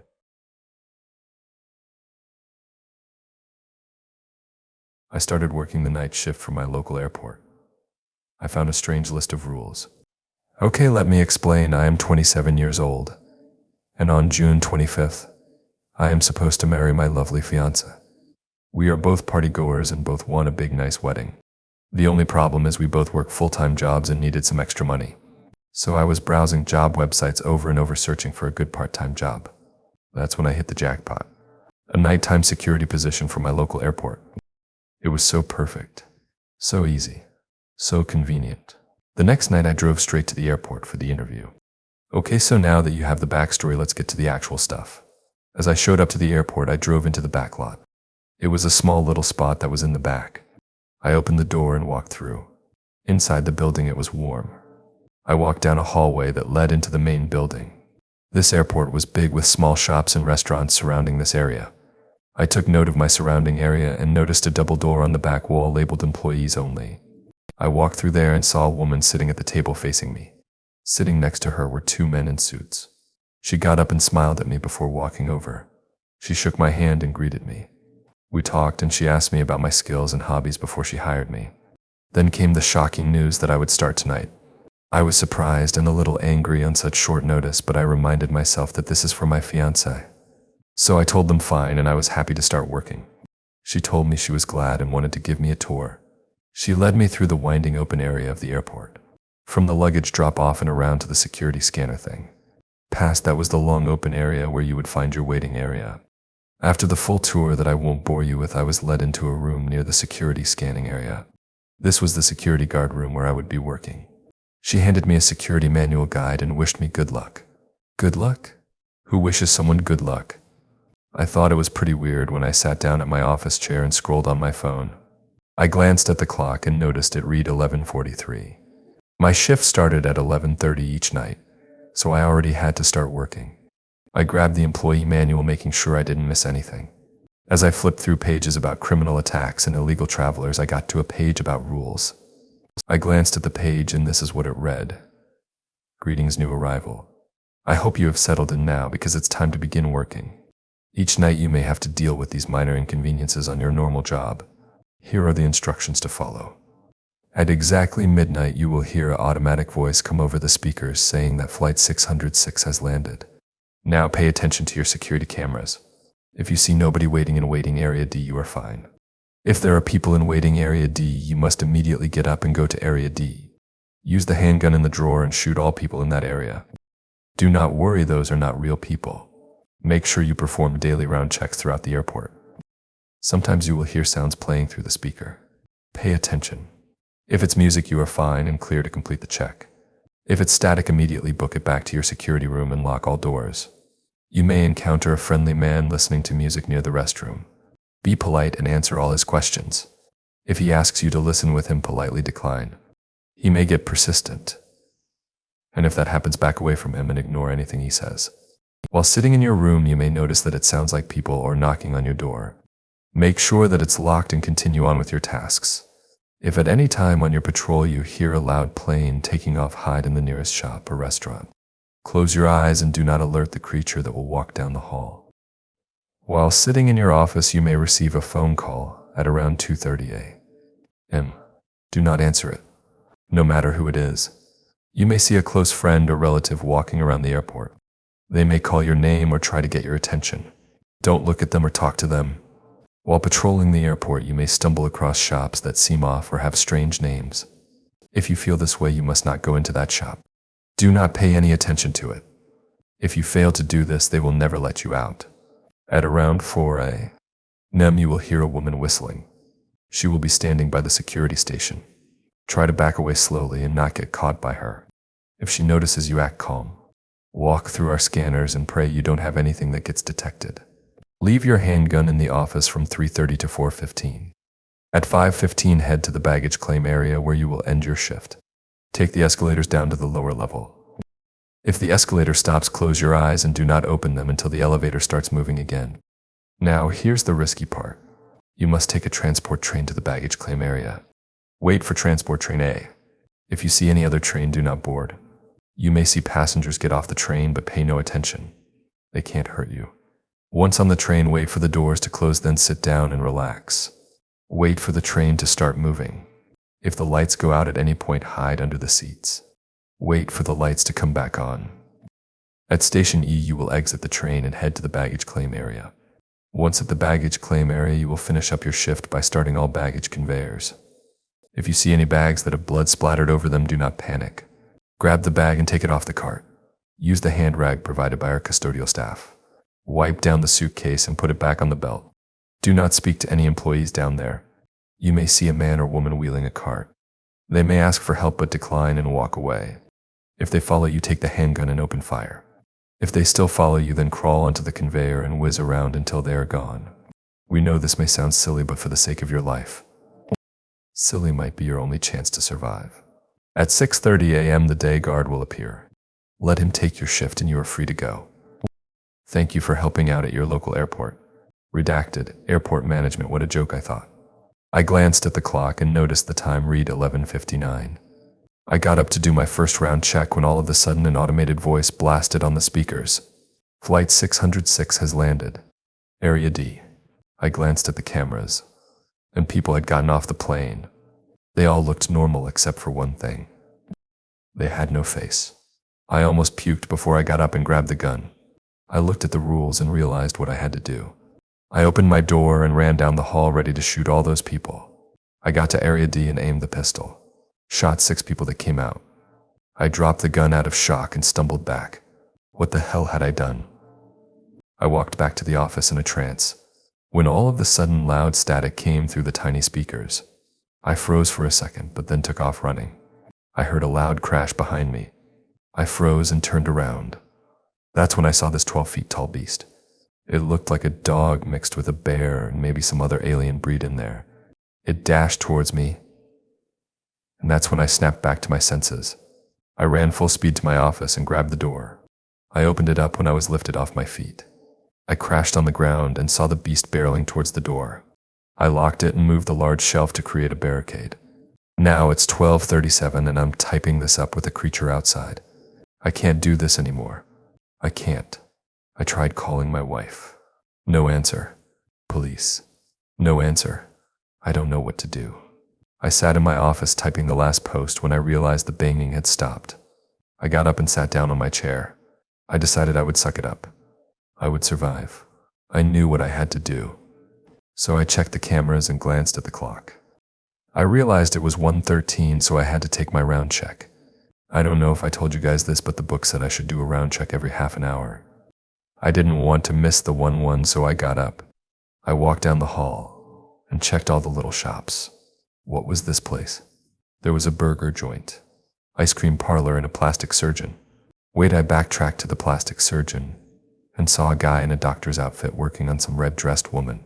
He looked up and gave me a wave. I looked up at the sign and saw the place was called Cosmic Change. Now I know people who have no caps was on purpose.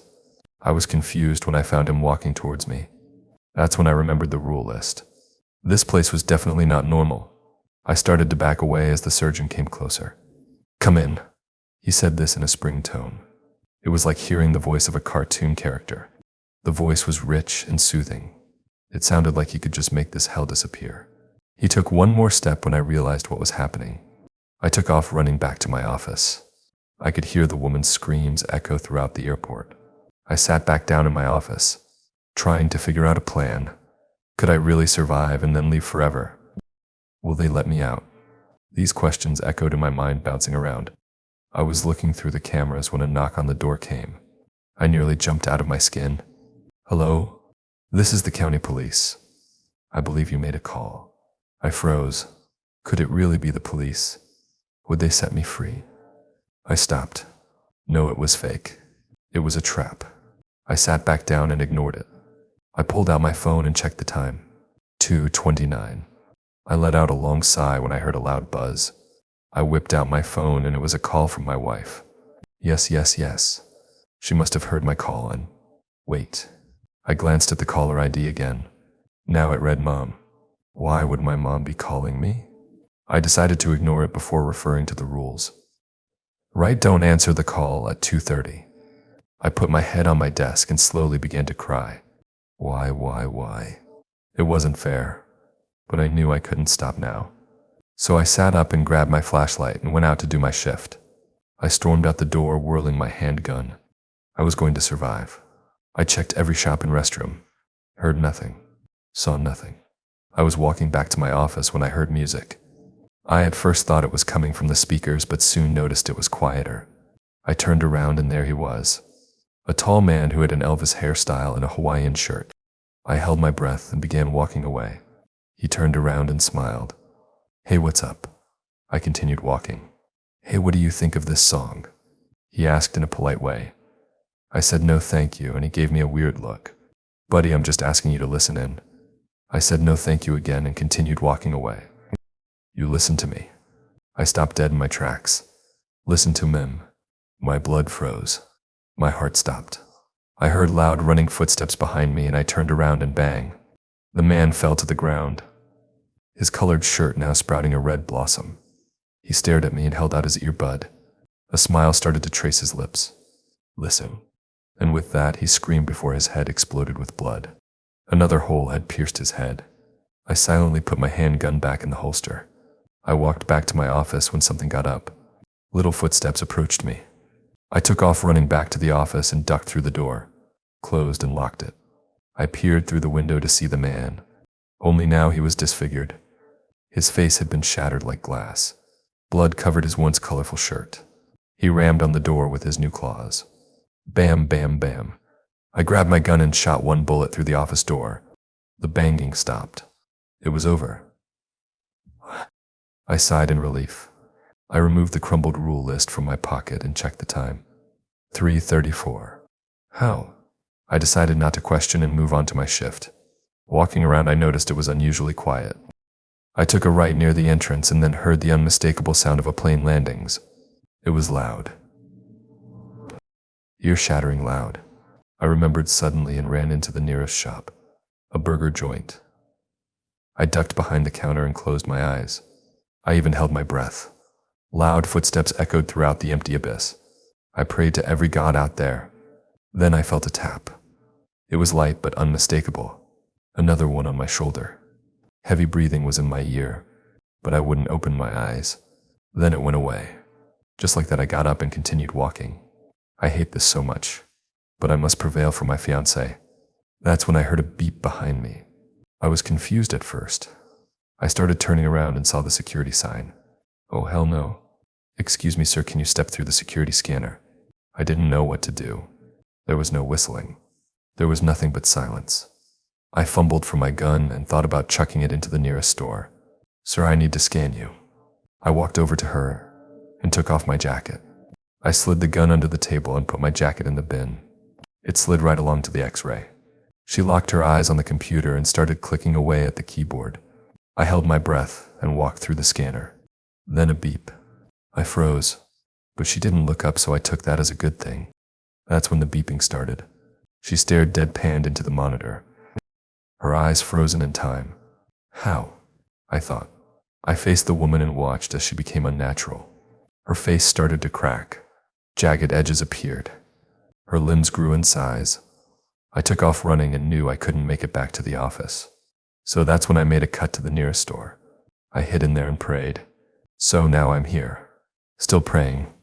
If you read this, send help. I was hiding, crouched down under some toy shop. Stuffed bears and animals everywhere. That lady has been searching for 20 minutes. I didn't know what to do. I could make a break back for the office. I have the gun. That's when I realized the doll's in one corner. They were no ordinary doll, but instead a horrified one. Its mouth gaping open with black paint leaking out the eyes. Oh no. I whirled back to the entry of the shop to see the security guard smile, before fading away. This was a trap. They lured me right here, and now I'm going to die. All alone. What would they tell my future wife? The dolls moved closer. Their wooden heads jerked in my direction. One step, then another. I scooted backwards and got up on my feet. 1. I backed away further and took a step to my right. 2. I bumped into a large clown toy that stared at me with glowing eyes. The hand reached out as I was caught in the trance. 3. I shot straight out of the toy store, not taking a look back. I heard loud footsteps behind me but kept running. All the adrenaline carried my withered body through the endless halls. I made another turn before coming up on the office. A doll clambered on my shoulder, dragging me down. It opened its mouth to devour my flesh. I grabbed the handgun and smacked it in the face. It fell off and tumbled to the ground. Its head had split open and blood oozed out. I opened the office door and dove inside, the clown doll about to ram me. Eyes locked on target. I kicked the door with the last of my strength, and the clown stuck right in between. It started to move its way through the crack when its porcelain head shattered. I lifted my foot up and stomped on it again, until it was nothing but a few cracked pieces and one glowing eye. Deep breaths. That's all I can tell myself. I sit in the chair once again and flip open the computer cameras. The body of the clown doll is still laying on the floor. The rest of the dolls now crowd around it. I should have looked what store I dove into. Once again, I barely managed to escape with my life. I'm getting real lucky here. Another mistake like that, and I'm pretty much finished. But I have to follow the rules and survive. I don't want to break another rule, but I also don't want to run through the crowd of dolls and creatures that roam the halls. I glanced at the time, and now it's 4:16. Once again, it feels off. But the rules never said anything about that. That's when an idea popped into my head. What if I broke through early and got down to the transport train? If I could get myself set up in the new booth area, then I would be ready for the next encounters. After a few minutes of thinking it over, I decided I would go for it. I didn't have anything left. I loaded the last mag of the handgun. I opened the door and saw nothing. No dolls. No demons. Nothing. Just a dark, empty airport. I needed to follow the signs that led to the train. I took a deep breath and stepped outside. I made sure I had everything packed. I would need to get past some of the loading areas to the escalators. I clicked on the flashlight and followed its narrow beam. After a few minutes of walking, I noticed the whispers. It was faint, but there. I could only hear my name being whispered over and over again. I shuddered at the thought of millions of creatures surrounding me and taunting me. I walked past one of the areas and noticed shadowy people sitting and staring. I shined my light at the figures and saw no face, just white blank eyes. I quickly looked away as I didn't want to disturb something I wasn't supposed to. I walked past some of these shadowy people in the hall. I tried not to look or shine my light on any of them. Every once in a while I would feel a cold tap on my shoulder. When I turned to look, I would see a shadow creature next to me. I kept walking through the endless abyss. When I found the escalator going down, I hopped on it. I almost reached the bottom when it halted to a stop. The lights began to flicker and I squeezed my eyes shut. I even stopped my breathing and didn't notice it until I almost passed out. Something blew past my face and seemed to reach out to me. It was that feeling you get when someone holds a finger right up to your face and you can sense it even though you may not be looking. When it finally went away, I let out a huge sigh of relief and walked the rest of the way down. I followed the hallway as it led me around the maze. When I got to the tracks, I noticed a transport vehicle already pulling out. This one was broken with cracks and blood pouring out of the doors. Disfigured people stared at me and banged on the glass. I looked away and shuddered at the thought of being stuck with them. It seemed as I arrived early I could wait a few minutes before my train arrives. I looked through the list of rules to make sure I didn't miss anything, but I couldn't find anything I did wrong. I was still alive, so I took that as a plus. When I heard a train pull up, I quickly folded the list of rules and put it back into my pocket. When the train arrived, I made sure it was the right one. I waited for the doors to open when something unexpected happened. The doors slid open and people walked out. Not just shadow people, but actual real people. I at first was confused. You see, a lot of people have asked why there aren't any people at the airport during my shift. The reason for that is actually because this airport is closed at night, due to an incident a few days ago where a man killed a young woman during the night. That's the reason why it's closed for now, and they were searching for a new guard. So I was surprised when people came out. The last person was my sorry fiancée. She wore her favorite dress. She exited the tram and moved toward me. I was taken back by the glow she had surrounding her. It was beautiful. I moved in closer before I realized she was smiling. Her eyes were red and her smile was forced. She strode toward me with her hands outstretched. She looked like a cobra ready to strike. I backed sways from her horrifying smile. Then her face started cracking like the security guard. I backed away slowly, reaching for the gun. I gripped it in my hand, aiming at my love. I squeezed my eyes shut before pulling the trigger. Her body flew down to the ground with a bullet in her chest. Blood pooled out and she smiled at me before her eyes went white. I clutched her body in my arms and carried it towards the tram. I looked at her one last time with a tear dripping down my cheek. I laid her body on the floor of the train. Then the doors shut and we took off. Now to the next story. Story number 2. I worked the night shift at a hospital. There was a list of strange rules. Having to spend your nights awake and your days asleep is not made for everyone. This hasn't been a problem for me as a kid since I never managed to fall asleep at night and ended up sleeping during class. I lost count of how many times I woke up to my teacher shouting my name and my classmates staring at me. When I turned 16, I had to start thinking about what career I wanted to pursue. Because I usually am wide awake at night, I figured I could become a security guard who works the night shift. I look intimidating as I am tall and often go to the gym. So my sole appearance would tell people not to try and mess with me. Although, in fact, I'm not as tough and strong as I look. That being said, it appears my experience in the field has led me to quite a unique job opportunity. My boss approached me and asked if I was interested in guarding a hospital for 3 days. He mentioned the job would pay exceptionally well compared to my previous jobs, as it requires experience and a trustworthy person. The opportunity of working in a hospital has not yet been offered to me during my time working here, and it seemed like quite the challenge. If I managed to fulfill the job as expected, it might also result in a salary increase. I accepted the offer wholeheartedly, as declining would be foolish. I remember my boss looking relieved upon hearing my response. Supposedly he struggled to find any other security guards willing to take on the job. You will start next week on Thursday. Make sure to be there before 10 p.m., he said, shaking my hand. I shook his hand with a huge smile on my face. Aesthetic to get started. You bet, sir. In the days leading up to the assignment, I guarded a few uneventful shifts at various places, such as a university and a McDonald's. I was happy. However, when the day of the unique opportunity arrived, not wanting to be late, I drove to the hospital around 8 p.m. It's only a 30-minute ride, but you never know what might happen. I also figured getting to know the place wasn't such a bad idea. I mean, how am I supposed to guard a building I don't know the layout of? I didn't want to screw this up, as it pays me 3x what I usually make. It was surprisingly busy on the road, which led me to arrive at the hospital around 8:40 p.m. I got out of my car and made my way to the front door. The building seemed medieval, as it was made from bricks and had this Romanesque charm. The building wasn't big. In fact, it's rather small. From the outside, it seemed the building has 3 floors with short hallways. I pushed the front door open and greeted the lady at the counter. Her smile radiated a welcoming, soothing feeling, easing me of any nerves in an instant. Hello. I believe I was hired for the night shift at this hospital. I'm a bit early though. I was supposed to start 10 p.m. What's your name, darling? She asked, maintaining her inviting smile. I'm Jake, I replied confidently. She started typing on the PC in front of her, seemingly checking whether I was speaking the truth. I mean, you never can be too sure. Some crazy people would pretend to be a night shift security guard. Is your boss Michael? Yes, ma'am. All right. One of the other security guards will be here shortly to explain the procedures. Would you like a cup of coffee in the meantime? I would love a cup of coffee. Could it be black? I asked with a grateful face.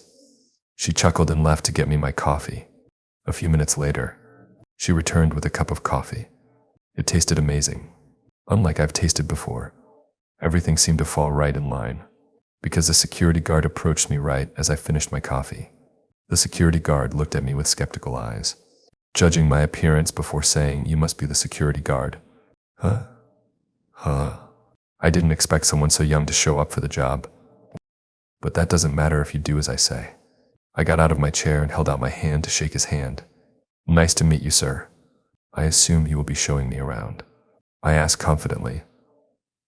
I was always taught that it's important to look confident even though you might not feel confident, as it leaves a positive impression on the people you work for. However, the security guard in front of me, 6'7", quite the physique, made it difficult for me to not feel intimidated. Follow me, he ordered. I followed him and we made our way to the security room. He proceeded to show me how the cameras operate and gave me a tour around the building. He told me some basic security rules which I've heard too many times.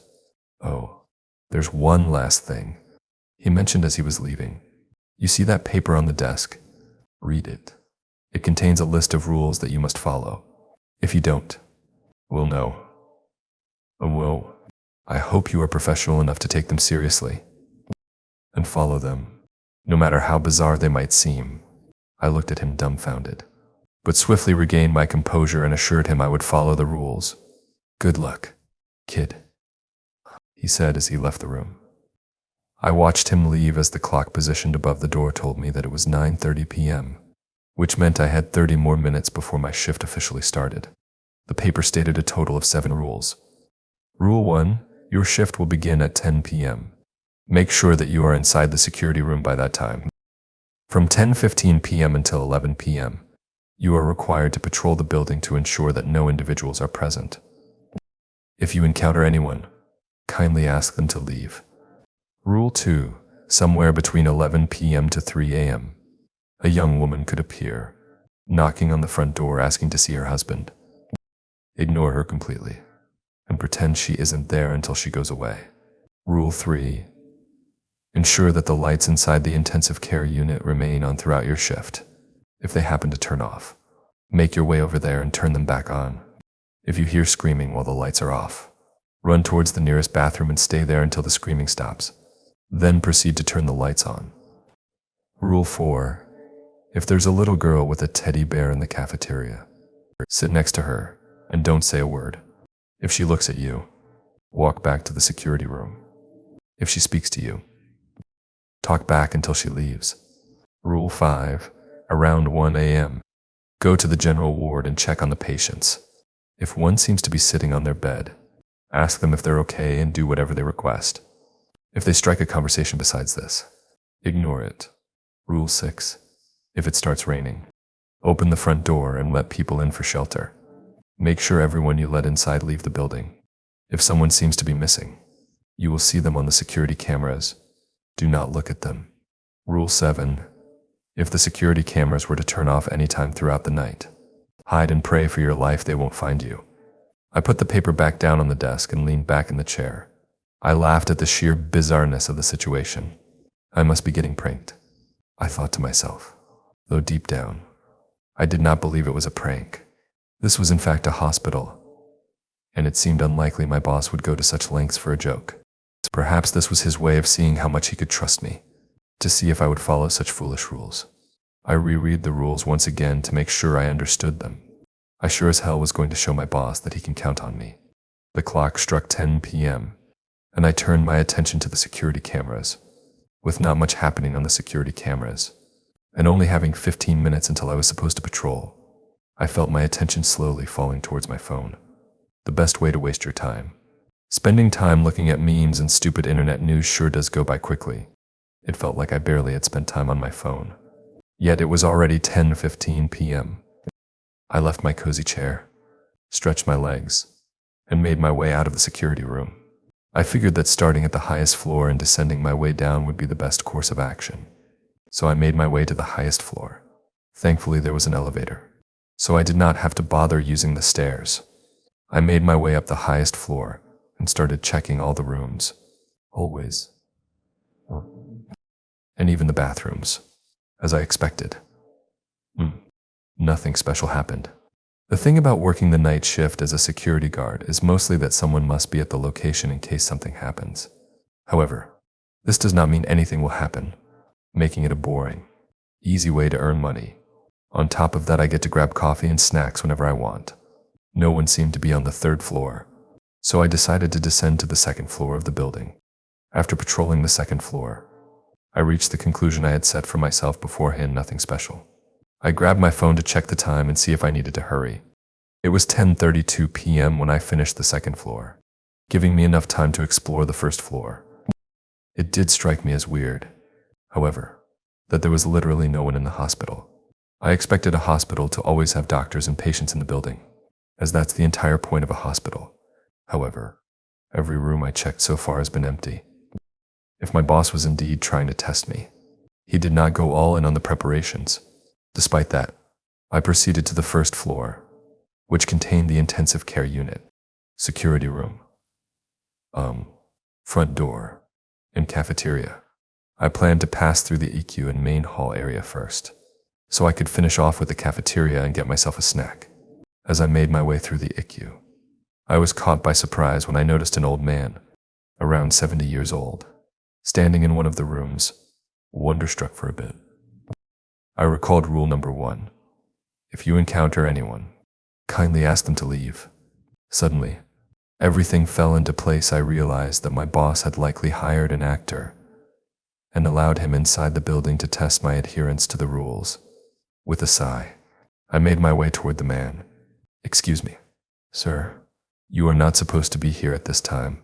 I would like to kindly ask you to leave," I firmly asserted to the old man.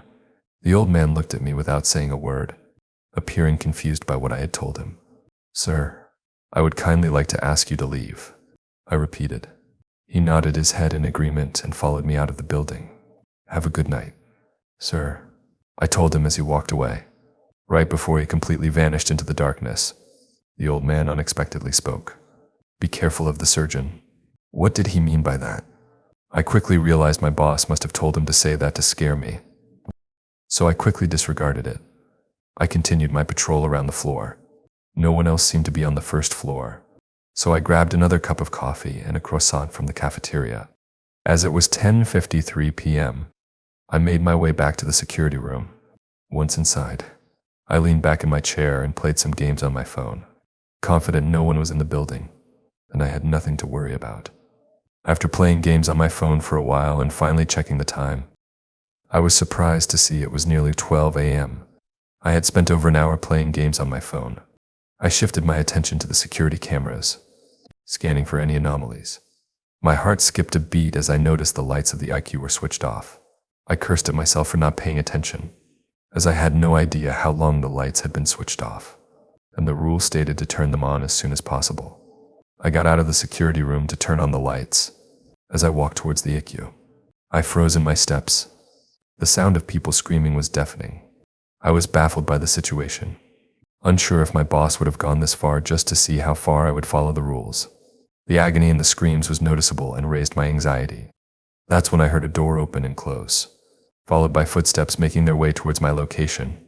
Without hesitation, I bolted to the bathroom on the first floor and locked myself in one of the toilets. I tried to gather my composure and make sense of the situation I found myself in. I couldn't seem to understand how it was possible for anyone to even be in the building. Their screams of agony felt so realistic that it left no room to think this was staged by my boss. Those screams were real. Before I could fully reclaim my composure, the bathroom door swung open, and the same footsteps I heard before walked inside. I tried to stay as silent as possible, not knowing if the person had a weapon. For a second, the silence was deafening, until the person started whispering a song to himself. "Welcome to the hospital. Welcome to the hospital. You can come, but you can't go. Welcome to the hospital. Welcome to the hospital," he murmured, as he knocked on the doors of every bathroom stall. I jumped when he knocked on mine, the sound noticeably louder than with the others. Through the gap beneath the door, I could see his feet on the other side, completely motionless. "Is anyone there?" he said with a deranged tone. "Open UP. Don't be shy," he continued. My heart pounded in my chest as I held onto the silence. I remained frozen, praying he would soon leave me alone so I could get the hell out of here. The man persisted, knocking on the door as attempt to gain any reaction out of me. "Come on, Jake. I need your help with something," he cried out desperately. I felt my blood turn cold at the sound of him mentioning my name. Unsure as to how he could have known it, I stayed still and did not make a sound. After a couple of minutes, he gave up and walked out of the bathroom. Right before he left, one more sentence left his mouth: "See you soon, Jake." I did not leave the bathroom for another 10 minutes until the screaming had finally stopped. I unlocked the bathroom stall I was in and slowly opened the door that led towards the main hall, making sure no one was in sight. I exited the bathroom and slowly made my way to the IQ to turn the lights back on. Right after I turned the lights on, I ran towards the security room, as it suddenly felt like the only safe place in the building. As I let myself fall into the cozy chair, I looked at the time displayed on my phone, which indicated 12:51 a.m. Still full of adrenaline of what had just happened, I quickly reread all the rules to see if I had acted the way I was supposed to. Thankfully, that was the case. As I got to Rule 5, I was given a lovely reminder to check up on the patients around 1 a.m. and fulfill any wishes they had. Though I was not too sure if I was ready for another endeavor, I was more afraid of what might happen if I don't oblige to the rules. During my patrol, I did not see anyone in the patient rooms. So how could there be anyone? I made my way up the stairs, this time reluctant to use the elevator, feeling like it might stop working. Besides, it's only one floor. So I might as well use the stairs. As I stepped on the second floor, my heartbeat started increasing slightly, as I did not know to expect. As I made my way to the patients, I started to hear excessive coughing from one of the rooms. I decided to go past the rooms one by one, to make sure I did not skip any of them. As I peered into the first room, hoping to see nothing except an empty room, I was disappointed. In the bed laid an old woman, apparently sleeping. She had 2 tubes inside her nostrils and a needle in her arm. This is when I realized, I hate the sight of people in these conditions. In every room were patients who seemed either extremely sick or extremely wounded. Whilst making my way throughout the hallway, the coughing sound became louder as I slowly made my way towards the source. Of course, it was in the last room. In case it was that maniac in the bathroom from before, I'd have to run the farthest. All the other patients were sleeping. As I made my way to the last and final room, I took a deep breath before walking in.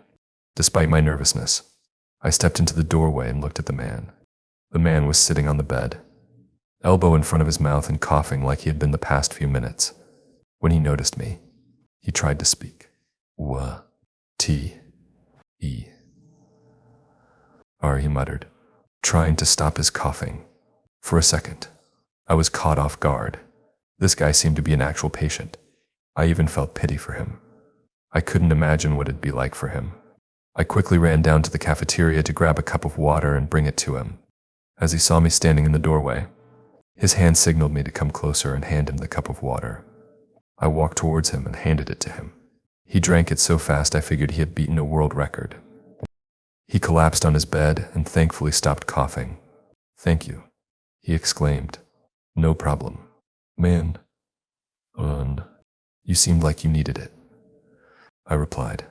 After a minute of sitting in the silence with the man, I figured it was time for me to leave the room as I did what he asked. Besides, he didn't seem to be much of a chatter. He was just happy to have had his water. As I made my way to the door and wanted to grab the handle, he spoke. "Where are you going?" Come sit with me, my friend." A chill went down my spine as I heard him speak. His entire tone changed from before, and he sounded serious. I slowly turned my head back to him, realizing I had no choice but to do what he asked. I sat down next to him on the bed. "W, what's up?" I tried to say confidently, but failing in doing so. "I'm not going to hurt you. Son, I appreciate you helping me. You see, the surgeon stuffed a can of cinnamon down my throat, which led me to be unable to breathe. I wanted to tell you to be careful, because he's still wandering the building." "He stuffed cinnamon down your throat?" I asked in disbelief. That's when I remembered what the old man from before had said. "Be careful of the surgeon." "Yes, he did. I wanted to warn you. This seems to be your first time here. I figured you'd like to know there's a maniac inside the building. If you do what the rules say, kid, you'll be fine." I looked at him with fright. After taking a deep breath and standing up, I thanked him and made my way out the room. Thankfully, he did not ask me to come back. I made my way to the security room. My pace increased when I heard something falling on the 3rd floor. In no multiverse would I have gone upstairs to check what was going on there.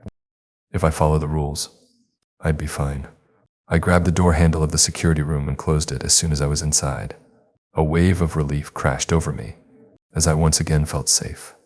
When I looked at the clock above the door, it indicated the time was 1:53 a.m. I sat down in the chair and once again read the sheet of paper.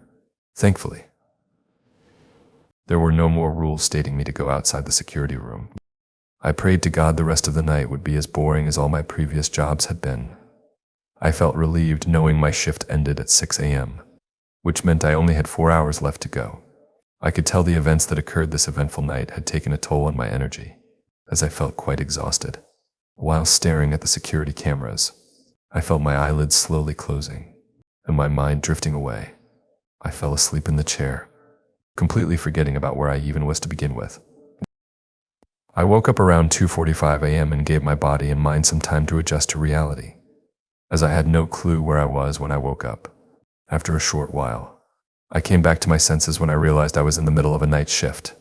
Awake, though still feeling the effects of waking up. I made my way to the cafeteria to grab myself a cup of coffee. I figured it'd help me stay awake for the rest of the night. I walked into the empty cafeteria and made my way to the coffee machine. I watched the coffee pour into my cup, entertained by the sight of it. As I turned around to go back to the security room, I jumped and spilled the coffee all over my suit. Although no one was in the cafeteria when I walked in, there now was a little girl sitting at one of the tables. Unsure of what the rules exactly said about this occurrence, I tried my best to remember the rules. My train of thought was interrupted once I noticed the little girl had turned around and was now staring at me. She had a small, white skirt and a pink t-shirt in blonde, curly hair going just as far as her shoulders. In her hand she held a teddy bear with buttons as eyes, except one of the eyes was hanging on by a thread. She looked at me without any expression on her face, making me feel uncomfortable and uncertain as to what I should do. All I could remember from the rules is that I had to sit next to her. Though I was reluctant and not entirely sure, I felt like it was the safest course of action. In the end, it was only a little girl. I sat next to her, her eyes intently staring at mine. She did not say a word for a long time, and I felt extremely uncomfortable, unsure of when I could leave. That is when she started giggling, covering her mouth with one hand, while still holding her teddy bear with the other. "You forgot the rules," she said in a frightening and teasing tone. I looked at her confused, thinking I had remembered them correctly. She could see the panicked look in my eyes, enjoying the sight of it. "I want to play hide and seek," she excitedly asked.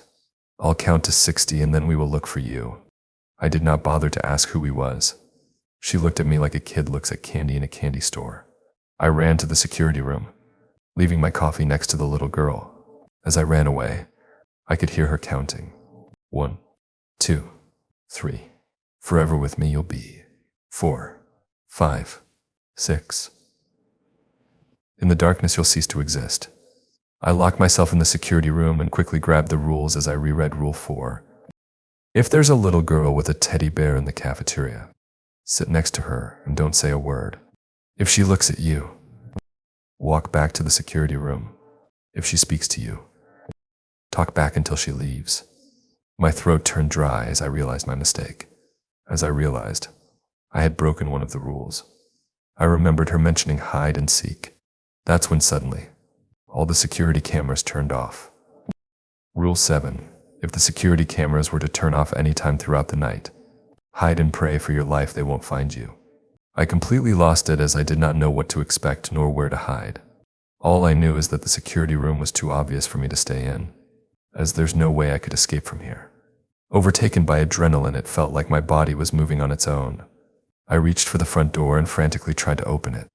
The door didn't budge, no matter how hard I kicked. 52, 53, 54, 55. Prepare to run for your life, the little girl sang from inside the cafeteria, despite feeling mentally overwhelmed, making me feel dizzy and close to passing out. My body had gotten a mind of its own. I ran up the stairs to the second floor, to the room of the patient I had given a cup of water. I opened the door to his room, only to see he was no longer there. That did not matter to me at that point, however, as I just wanted to find a proper hiding spot. By the time I was inside the room, I could already hear the little girl frantically laughing and singing as she had counted to 60. Unsure of how long I had left before she would be coming to this room, I decided I had to hide as soon as possible. I looked around the room for any suitable hiding spots, but there seemed to be none. The best option I seemed to have was to get inside the ceiling, as it was made from plates that could be pushed up. I stood on the bed to get closer to the ceiling and hopefully pull myself up. I accidentally kicked the photo from the nightstand next to the bed. The sound of it hitting the ground echoed throughout the entire building. "I heard that," she screamed as I heard her running towards my location. Completely freaked out and realizing I had to be quick, I jumped as high as I could and held onto the ceiling, pulling myself up as fast as I could. I could tell the ceiling wasn't made for any person being on top of it, as every little move I made caused the ceiling to cave. Once I made it up above the ceiling, I blocked off the square hole and laid completely still, not wanting to make a sound or have the chance of the ceiling falling. I could hear the little girl enter the room excitedly, tiptoeing around. "I know you are in here. I heard you drop something," she said in a playful tone, enjoying every second of it.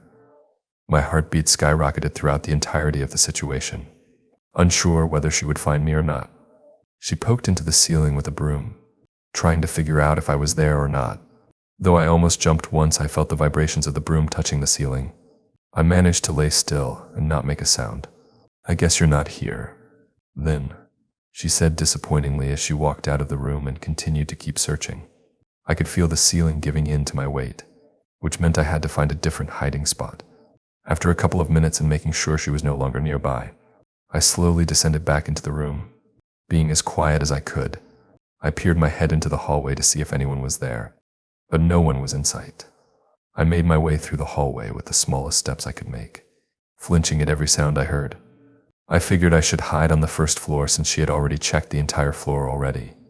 Though I did not know exactly where she was, I figured she would be upstairs. I slowly made my way downstairs, making sure no one was there, as I heard her shoes touching the floor above me. I knew I was safe to walk on the first floor for a while. This seemed to be a horrible conclusion because the moment I turned the corner, I could see the silhouette of a man standing near the EQ. I could see his face turn to me. I quickly jumped behind the wall, hoping he had not seen me. "What is a patient of mine doing out of his room so late?" the man asked. Realizing I did not have long before he would be here, I had two options. My first option was to go back upstairs and hope I would not encounter the girl, and maybe find a hiding spot there. The second option was to run to the bathroom once again in hopes I'd be safe there. I didn't like either of those options, as I felt either of them would lead to me getting caught. Though I did not feel like I had the time to go back upstairs at all, I quickly ran towards the bathroom. Right before I wanted to enter the bathroom, I noticed the janitor's closet right underneath the stairs, feeling like it's my best chance of survival. I opened the door and hid myself behind a container in a pile of trash bags. "Come on now. I need to inspect your organs," the man proclaimed as I heard him open the bathroom door. His voice sounded familiar, but at first, I did not seem to understand why. That was until he finished searching the bathroom. "You were smart enough to hide somewhere else this time. I'm impressed you are not as stupid as you look," he said as I realized who he was. The guy sounded exactly like the maniac I had encountered before. My blood froze to the fact that he knew where I was all along. He opened the janitor closet and looked around for a bit, but decided it was too small for someone to hide in, so he closed it soon after, leaving me in utter darkness, horrified to do anything. I stayed in there for the rest of the night, not getting out until I knew it was completely safe. I could hear a drill, followed by a man screaming in agony. The man, who I assumed was the surgeon, laughed maniacally. I grabbed my phone to see how long I had left until the nightmare was over. 5:45 a.m. Only 15 minutes left until the staff of the hospital would come in for their daily shift. I just had to hold on for a little bit longer. I ended up falling asleep in the closet, feeling completely hopeless and defeated, exhausted from the night I had witnessed. I was woken up by a kind old man who seemed to be the janitor, who seemed surprised to see a security guard hiding behind his equipment. "Rough night?" he asked, though he knew the answer based on my expression. "It's over. You can come out now."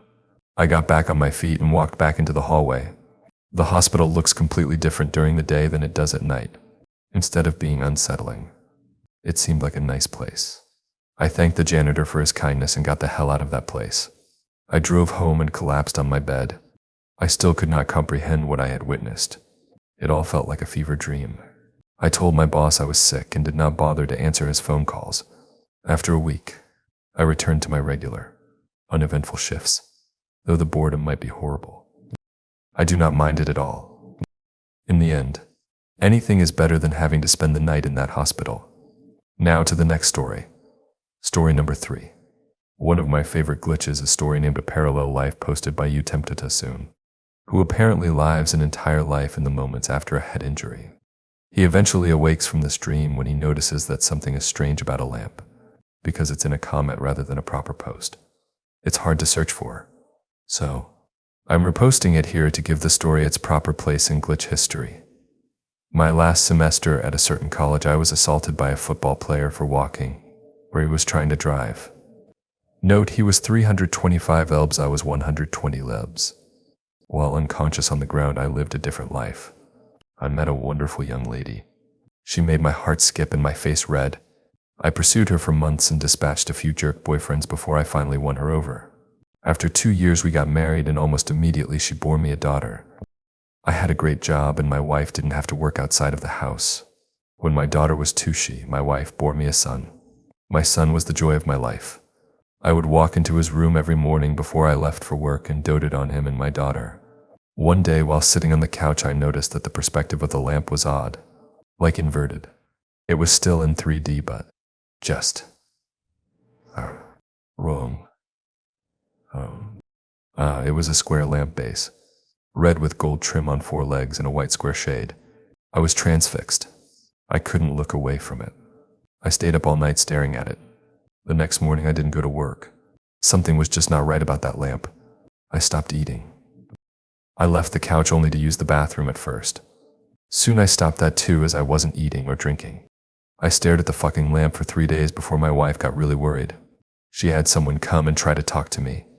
By this time, my cognizance was breaking up and my wife was freaking out. She took the kids to her mother's house just before I had my epiphany. The lamp is not real.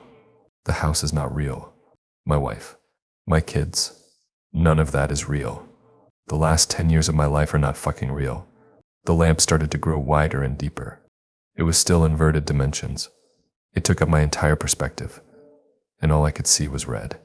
I heard voices, screams, all kinds of weird noises, and I became aware of pain. A fucking shit ton of pain.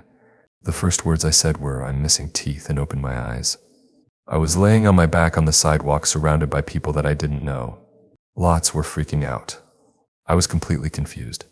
At some point, a cop scooped me up, walked me across the sidewalk and grass, and threw me face down in the back of a cop car. I was still confused.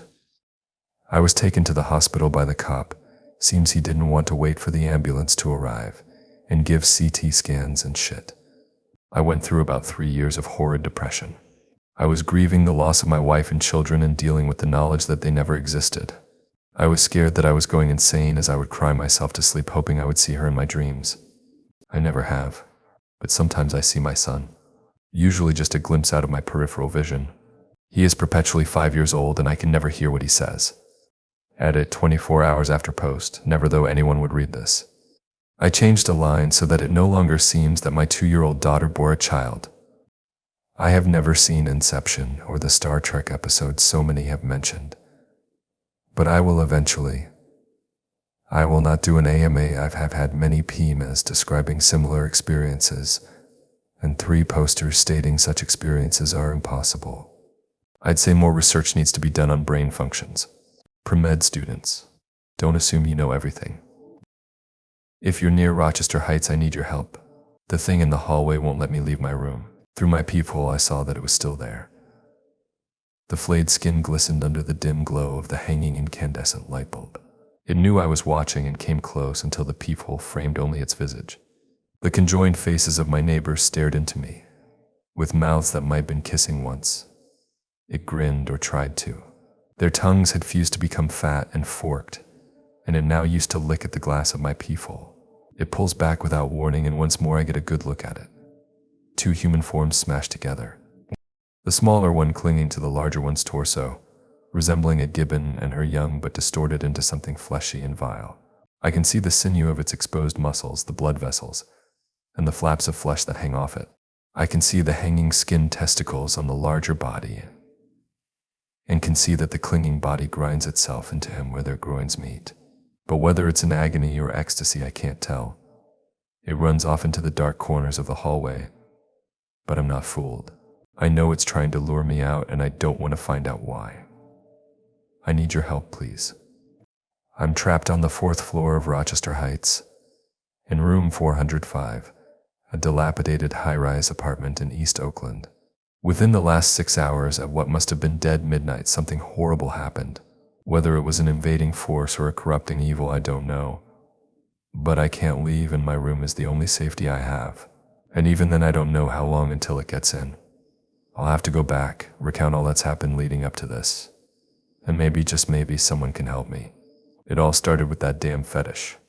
Not the sexual perversion type. No, it was an idol. It was 4 a.m., and I was about to throw in a load of laundry before I was off to bed, and there it was. Splayed out smack dab in the middle of our laundromat, still slick with blood. I didn't know what I was looking at. Some spindly thing strung up to a wooden crescent frame. But with each passing second, more of its form registered in my mind, and I nearly doubled over and lost my breakfast at the realization that it was a skinned, headless dog crucified. The cops were called, and it was found out that the new cameras were touted by management and used as a justification for yet another outrageous rent hike, was nothing more than a deterrent. As in, they're useless and not even hooked up to a power source. They've let my bathtub sink halfway into the room underneath me, so while it was infuriating, I wasn't surprised. Later it came to be known that the dog was Mrs. Lawrence's beloved poodle, Butterball. The poor widow was hysterical and demanding a full-scale investigation. She might have gotten her way had nightfall not greeted us with yet another fucked-up finding. Harold, a shut-in who lived on the top floor, was found dead. I'm a night owl through and through, so I was awake when the discovery was made. There was no commotion but hushed whispers and tensed bodies. I tend to creep around the stairwell between the 4th and 3rd floor since it's scarcely populated and has a small accessible window that I can smoke out of. I was trying to fish for a signal this time since my Wi-Fi was acting up and my cell signal was dead altogether. That's when I heard them walking down the stairs talking. Alina and Macy from the 4th floor. I could tell from their tone of voice something was wrong. That and the time. 2 a.m. No one but me was up this late here most days. I strained my ears to listen in. Folded like a fucking pretzel, and there was a mess everywhere. Tony says he thinks he's been there since they found the hag's dog in the laundromat. He tried calling the cops, but it's not going through. Elena was whispering to Macy. Well, who was it? Macy asked. That creep Harold from the second floor. The one that Carter beat up for stalking his girlfriend. What was her name, John? It's Joanna.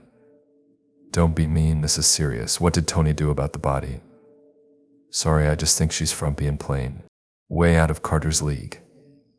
And nothing yet. He told the manager, and he tried calling the police too, but no luck. He wants the body out of here as soon as possible, so he sent Tony out to the station in person. But it's been 2 hours since, and he hasn't even texted me once. I'm starting to get worried. Want to go look for him? No, that would be dramatic of me. We're not even dating, just messing around. Still, you know the Donut Royal is open 24/7.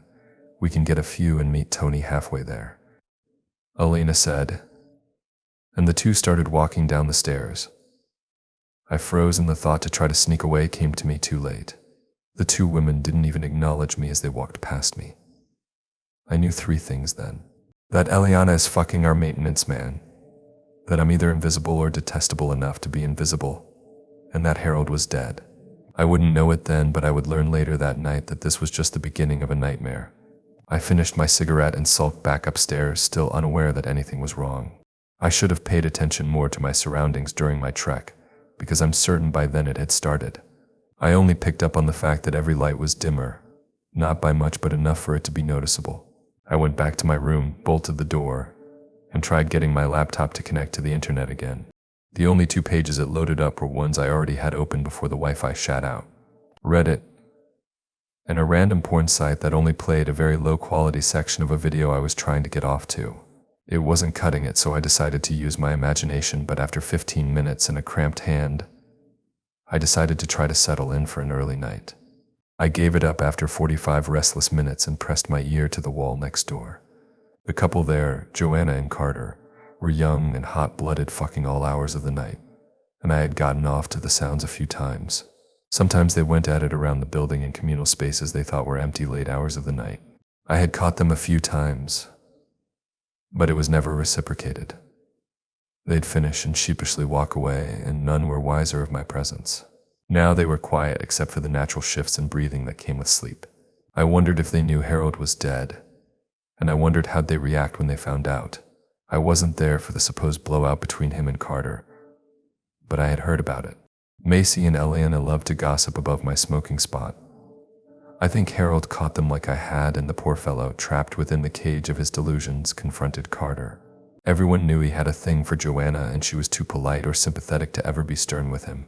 So he must have interpreted it as reciprocation, and it ended with him getting stomped out and the residents being quietly grateful for it. Poor Harold, in his mid-40s and living with his geriatric mother because he was too messed up in the head to go anywhere else. Mary was her name, I think, and then I felt a horrible tinge of guilt. Did she know of her son's death, and where was she? I hoped she had her mind completely slipped away tonight so that she couldn't comprehend what had happened to Harold. I used to fear ending up like him the most, but that was before tonight. Sleepless and frustrated, I felt the ache for another cigarette, and I went for a smoke. I pondered why no one else was freaking out about his death, or why it was being kept secret. I didn't consider it until then, but if he was dead and he truly died in such an agonized way, who had done it? And were they still around? Cold sweat trickled down my face at the question, and I felt compelled to turn around and head back to my room. After 2 more steps, I decided to do just that, but something else was off. The hallway was darker now, much more than before, and the air was cold in a way that's hard to describe. Its bitter chilling piercing straight into nerve and bone. Vertigo threatened to overcome me with each passing moment as the persuasive wrongness intensified. I couldn't define it at first, but as I kept walking it became clear. The hallway was longer than it should have been. I froze, unable to make sense of that fact, and I scrutinized my surroundings a bit more. The ceiling was higher too, by a few feet. My mouth was dry now, and I tried to swallow, but nothing could bring me back to lucidity. Foot over foot I forced myself to walk back towards my room, and I was halfway there when once more my heart stilled in abject fear. At the end of the hallway, from the 5th floor, someone was descending the stairs. Rational thought should have driven me to head toward them and ask or warn them about what was happening. But some deep instinct knew it was wrong in all the ways a living thing could be. Even the stairs leading up to the upper floors felt wrong, as if they weren't of this world. I'd have to get closer to this approaching thing if I wanted to get to my room, so I turned back around and tried to dash as silently but quickly as possible down the hall, but feared I would be spotted before I could fling myself down them. A storage closet to my right that was never locked served as my refuge, and I tried to slink into it as quietly as possible. The closet used a repurposed apartment door, so it had a peephole for me to gaze out of. Minutes passed by at an agonizing pace, but it did eventually come into view. From the periphery it emerged, robed in ornate cloth and moving as if it were dancing on air.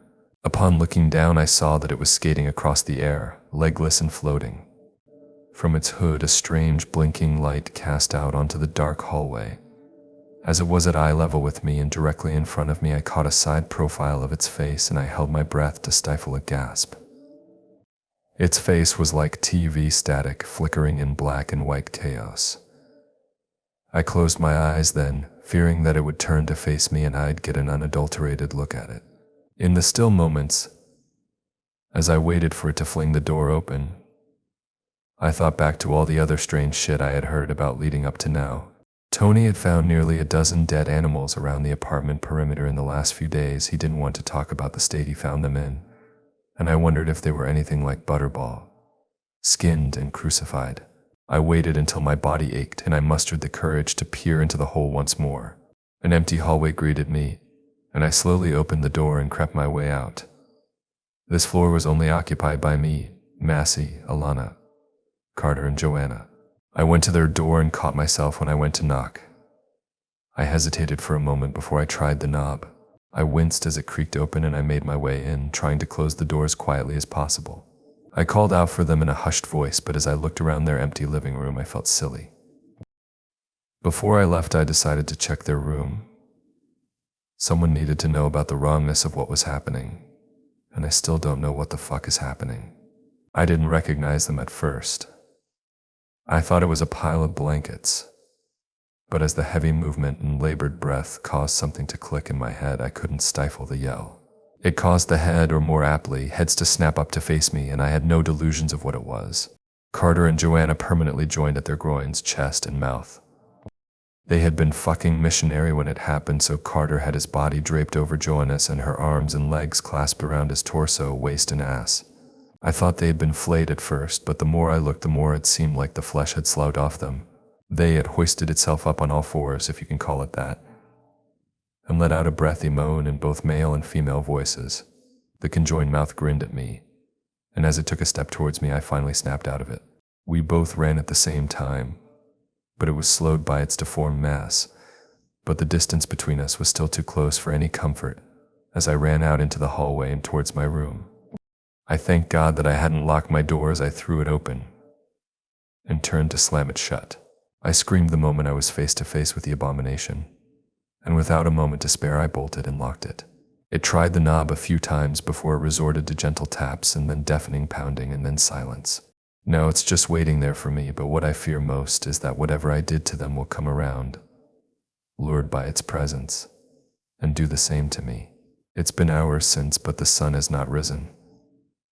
I tried sleeping in the bathtub. I couldn't stand the proximity of my bed to Joanne's and Carter's. But when I stepped in, I remembered that half the tub couldn't support my weight, as water damage had left it half sunk into the floor. So I went back to the living room and saw my laptop still sitting there with this webpage open. Please, if anyone can help me or has any ideas, now's the fucking time.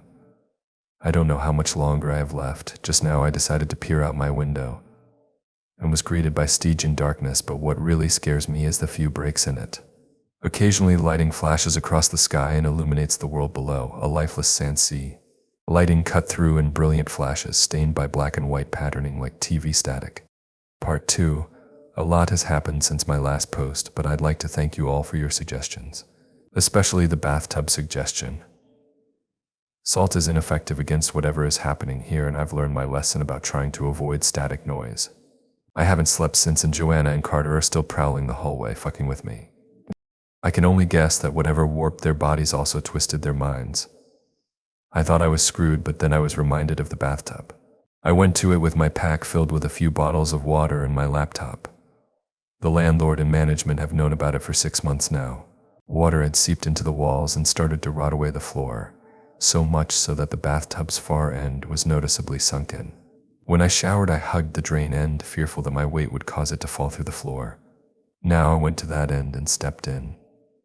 It sagged and groaned with my weight, but held, so I started jumping on it, landing with as much force as I could muster, until on the third try the floor gave way and I went with it. I landed badly, cracking my side across the outer rim of the tub, and had the wind knocked out of me, but I had done it. My tub and some of the floor were in my downstairs neighbor's bathroom.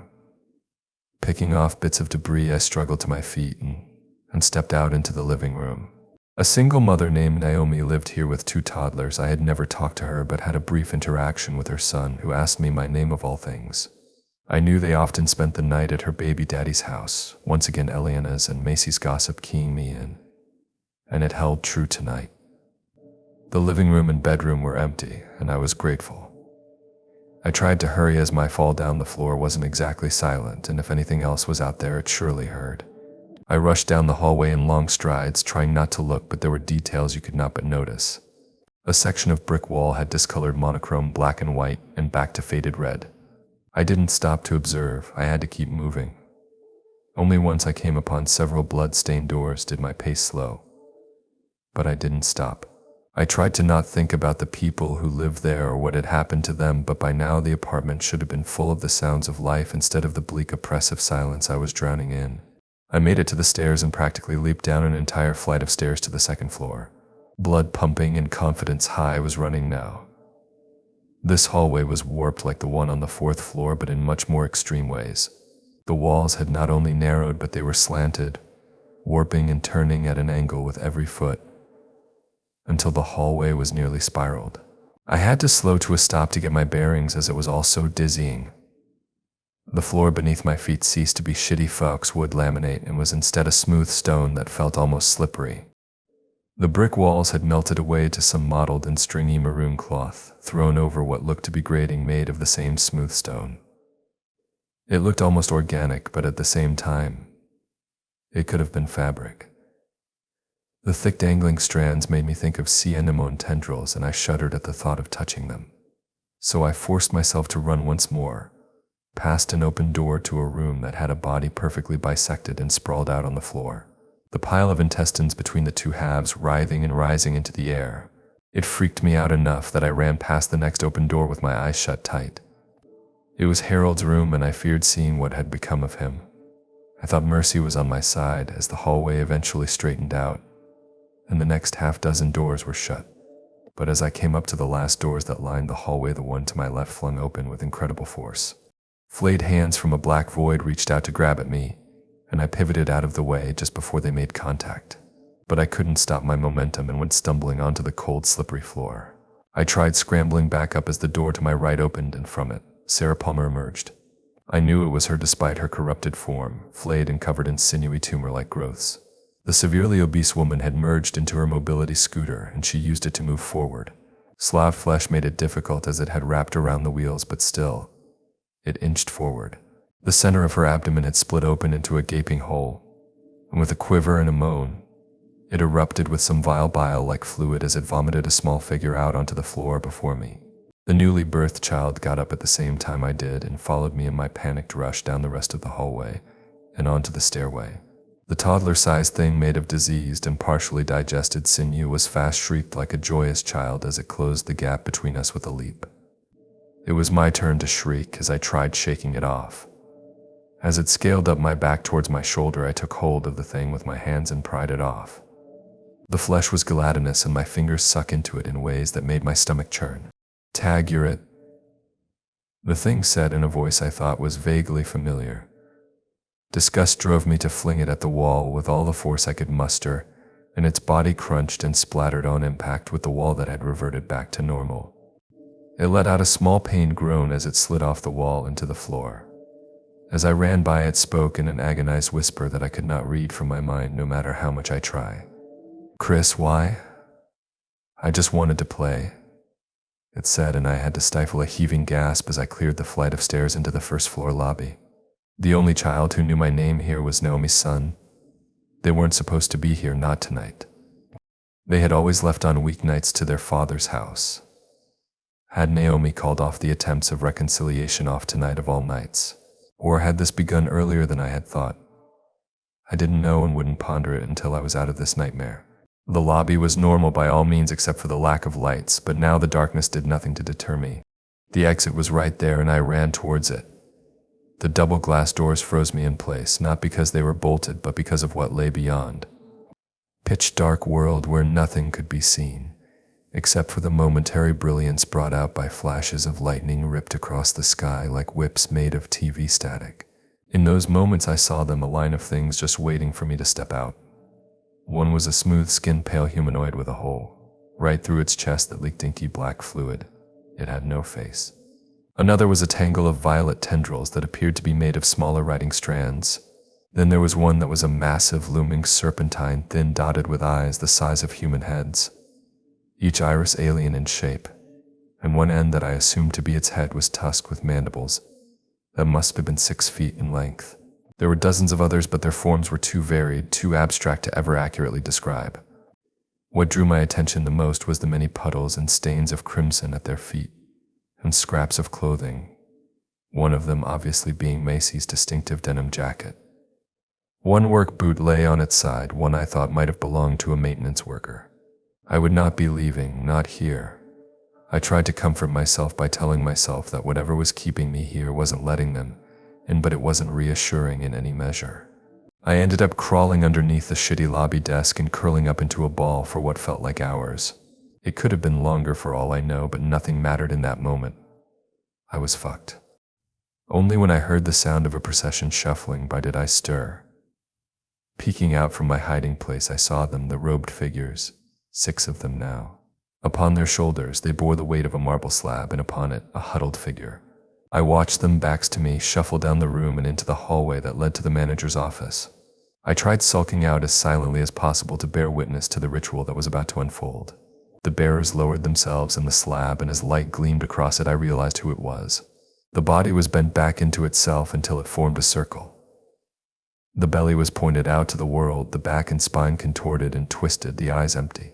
But goddamn the mouth, Harold was grinning ear to ear in an expression of pure ecstasy. The chanting began then, as the flung back and twisted glare of Harold's body lay upon me. Strange throaty vocalizations, deep and reverberating and inhuman. The sound of a mountain splitting apart or 2 worlds coming together. The vibrational forces of the universe melted away a border that kept the background machinations of a reality unseen. Somehow I knew this, that we had been pulled into this nightmare, but by what or who I still didn't know. They continued the hum chants until the space in front of them began to ripple like water. And when they ceased, so did the distortion. Half a heartbeat passed before it shattered like glass, and beyond it a massive eye. I flinched, hoping it didn't see me. But if it did, it must have not cared, since it retreated back into the darkness before it hauled itself out. A spindly arachnid leg covered in jagged angles and spines stepped out, followed by another and another, until a towering pinwheeled monstrosity of legs and appendages emerging from a central core stood before the cultists. An eye with concentric pupils was at its center, and the rest of it radiated out like a sea urchin. Every aspect of it told of the agonies it could inflict. It looked like pain incarnate, with the sheer amount of sharp corners and serrated spines. Every inch of its being was meant to cause harm, and the longer I looked at it, the more detail came to me. Hooks and scythe ends, tendrils laden with hungry, gnashing mouths. The thing that stood out the most was the way it distorted the space around it. Though it was within a confined space, as I gazed upon it, seemed to expand the air around it, so that some hidden aspect of itself could be felt. This was a part of a much larger whole, and I got the impression that some massive hands on a cosmic scale held this thing out before us, and yet they were one and the same. I looked away, not wanting to gaze upon this abomination, this emanation of pain any longer. It spoke in an alien language then, a sound so vile like a rusty nail being dragged along my eardrums and corneas. But I understood it. Unmistakable gratitude. I slunk back into my hiding spot and waited for it to be over. Waited for them to leave, and they did. Moving through the hallway, past the stairs into the basement laundromat, and into the community room. It's been hours since and they've still not emerged. I took the time to try to silently rummage around and in the manager's office. Next to a pile of fine pulp of flesh that had still Mr. Roderick's weeping face, our landlord, an axe. I picked up, knowing it would be of no use to me should I face those cultists or the pain entity. What I did know is that Harold had a role to play in this in some way or another, and that his room was just a floor above. If there's any chance of escape or answers, it would be there. If you don't hear back from me, I'm dead. I'm certain that there's no way anyone from outside this hell can help. Even then, I still ask that you'll wish me luck. I certainly know I'll need it. Part 3. Rochester Heights had always been a hellhole. I know that now. I never doubted that some of the people here were assholes, but in the time I've had to reflect, I realize how either indigent or cruel they were to each other. Maybe when people group together like that with no goal beyond inhabitants, unpleasant things arise. I lamented once that to them I was nothing but a sulking shadow, only half remembered. Once my landlord had forgotten, I even lived there and sent Tony to get the place ready for a new tenant. Now, I'm not so sure I mind as much. Being one of the forgotten ones might have saved my life. I was ready for the horrors of the second-floor hallway, meeting the grasping hands with an overhead axe swing that nearly severed one hand at the wrist. Pulling back, I used the butt end to smash away another grasping hand until I could slip past them. Sarah Palmer was next, swiveling around in her mobility scooter to face me, but it was too late. The heel of the axe sunk into flesh soft as putty, and as I yanked the axe loose, half her face sloughed off. I heard her chuckle as I ran past. Something was burning in me. Even if I died here, I had to know the what and how of Rochester's descent into madness. Harold's room door was still ajar, and I made sure to bolt the door the moment I ran in. Only then did I slowly turn around. I thought it was graphorrhea at first. I had read about it one late night, a disorder most often associated with schizophrenics. The incoherent ramblings written and spoken. The living room floor and adjacent floor contained countless sharp-edged sigils and glyphs. They looked occultic in their configurations, but the actual characters themselves were completely foreign. Dead center at the circle was free of the scrawl but stained with brownish-red blood. I knew it was where Tony had found Harold's body. There was a journal left on the coffee table, and flipping through I confirmed that it was his. In the few minutes I had in that room, I didn't have much time to really understand its contents. And though I still have it, and I've spent hours since poring over it, I've only been able to come up with a rudimentary understanding of what Harold was onto. I'll summarize it here the best I can. Harold moved back in with his mother after an episode that cost him his job a year prior. They lived off her social security checks, and he deeply resented her for her advanced age. Every day she'd wake up with less of her mind intact. He was also having issues with extreme sexual frustration and began clinging delusionally to Joanne's politeness as a signal that she wanted him. The confrontation with her boyfriend Carter was the breaking point. It wasn't the reason why he did all this, but it was the final straw. But he had reason to resent everyone here, and he detailed all his grievances, big and small. I learned then the difference between being someone pushed to the wayside but still scrutinized with an eye of assumed threat like Harold, and being forgotten altogether, like me. In his pages upon pages of detailed slights, never once did my name come up. My existence failed to register to someone who was uncomfortably similar. It made me feel bitter, and I don't know why. Then there was talk of what he dubbed the background world. I still don't quite understand what it is and its purpose, but that's the thing that ties this all together. I'll let Harold explain in his own words. I first saw it in a dream, then a vision. It started with a tusked worm taking a bite out of the thin air, and like a scalloped finger, it peeled back what I thought was real to show me the machinations that ran behind what could be seen. Two places within the same space, but never allowed to touch or interact. As above and below, and from below to above, everything is mirrored. If it exists here in our layer, it exists below, within the background world. That was the first rule it told me, the most important for creating an interest where we can finally meet. The second rule is that for an autarch to touch the human domain, something must be offered to it. A life or part of one. Most often the offering is someone else. The greater the offering, the more an autarch can manipulate the human domain as long as it's within its sphere of influence. The most powerful offerings are oneself, a year of your life, or the greatest joy you'll ever feel. The greatest offer one can make to an autarch is your own life. There's more. He mentions that the autark he's in contact with is one that operates within the sphere of agony. Pain is its domain, and Harold knew pain is better than most. The best I can piece together is that somehow he came into contact with this entity. Maybe it preyed on him for being vulnerable, or maybe its influence scrambled his thoughts, or maybe what he learned was too much for any mind to bear without consequence. I say this because I don't believe that Harold was crazy, ill, and in need of help, but there are enough commonalities in the strange runic language and his journaling that it feels as if he was truly uncovering something. He was not a stark raving madman, at least not until he let himself sink deeper into the influence of what had been encircling him. He spent the week leading up to the fateful night of his death preparing for Rochester's fall into the background world. 16 fetishes were placed around the apartment to mark the boundary for where the autark would lift the veil and let our worlds merge. 6 of them were made from parts of his mother, the rest from strays and pets around the apartment. The last of them was Mrs. Lawrence's dog in the laundromat, mirrored above and below. Even if they were removed, they still created something in the background world that sanctioned this hell. Harold lamented that he never placed one in the basement below it, and that was my chance. Maybe, just maybe, the building was only partially within the interstice, and if I could make it to the second basement and emerge, it would be into the outside I had always known. Or maybe I'd step right into the background world. Regardless, I had no choice but to try. I scrounged around the apartment and found that Harold was a heavy drinker with a taste for cheap vodka.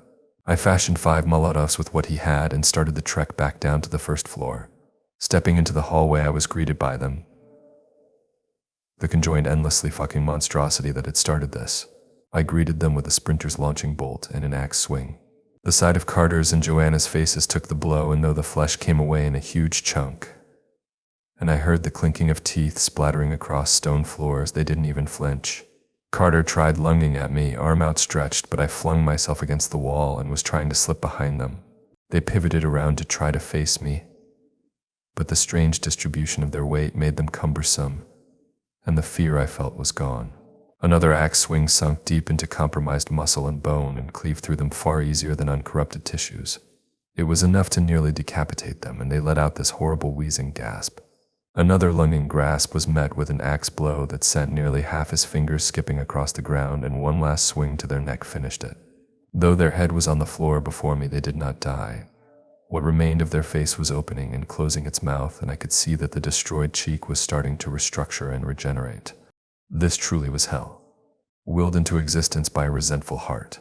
The body didn't fall, and wasn't still either, jerking and twitching about. It eventually started grasping towards its head. I had the Molotov lit by the time it took hold of its neck and thrown in the moment it lifted it up. They erupted into a ball of fire, and I swore I heard screaming, as if some part of their warped mind registered what had just occurred, and I hoped that the fire would be enough to put an end to them. The second Molotov was thrown into the corner where Sarah and the hands tried and failed once more to apprehend me. I was going to burn this place down if I could. Maybe then I would be able to spare them. The third was thrown atop the lobby desk. The last 2 were for the laundromat. I didn't know if the building would actually burn, but I wanted to cause some harm, to do anything. The mad dash to the laundry was the fastest I've ever run. I'm sure of it. I was certain that the commotion and the fires would have caused the autark and its cultists to emerge from management's office, but nothing ever impeded my flight down the stairs into the laundry room. I landed on soft floors, and the lights now were dim and blood red. But even then I saw the horror that lay before me. A pulsating mass. A conglomerate of flesh formed at the center of the room, and it stretched out across the floor, walls, and machines. Every inch was living tissue and sinews, nerves, blood vessels, all of it. A dozen limbs raked and reached out at open air weakly, and I swore they had some identifying features. A watch that could have belonged to Josie from the 7th floor. A sleeve of a distinctive neon green sweater from Kiana, a college student. I didn't need another reason. The 4th Molotov was thrown on the fleshy floor behind me, and the final directly at the tumor. The dark was eclipsed by the burning sun that stood behind me. The threshold of the sub-basement and my hopeful exit was before me now, but I hesitated for a moment. The heat licked at my spine and my eyes watered at the rising smoke. If I was wrong, I would be fucked. But I'd be fucked fire or not. I moved forward, and the moment my foot touched the first step, the world behind me plunged back into darkness as the fire extinguished. In an instant it all ceased, the heat, the smoke. A curtain of silence fell and a wave of dread rose. I knew I shouldn't have looked back, but I couldn't help myself. With a thundering heart, I threw my gaze back and saw it. The autarch of agony that had caused all this goaded and tempted Harold with its promise of pain to all he hated. The center of its eye blossomed before me and grew to encompass all before it in its vision. Yes, it was a vision that it showed me. Screams around me rose to a crescendo as the tumor grew to the size of the apartment itself, a living edifice.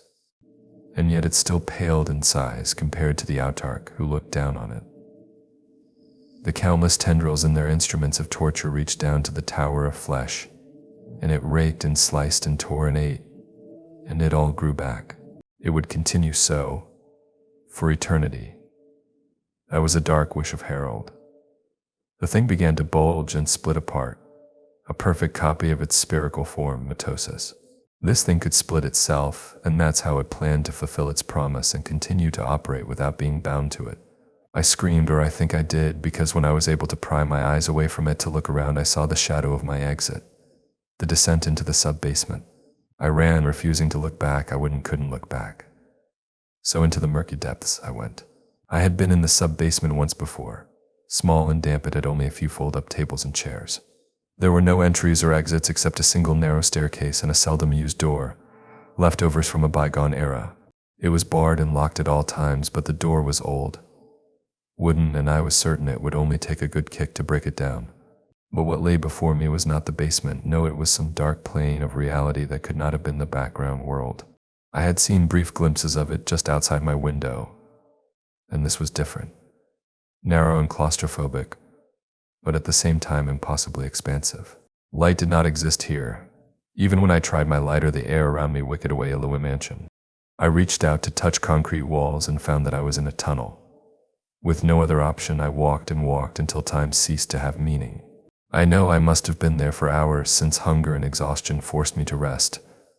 But comfort was impossible, so after a few minutes I got back up and pushed forward.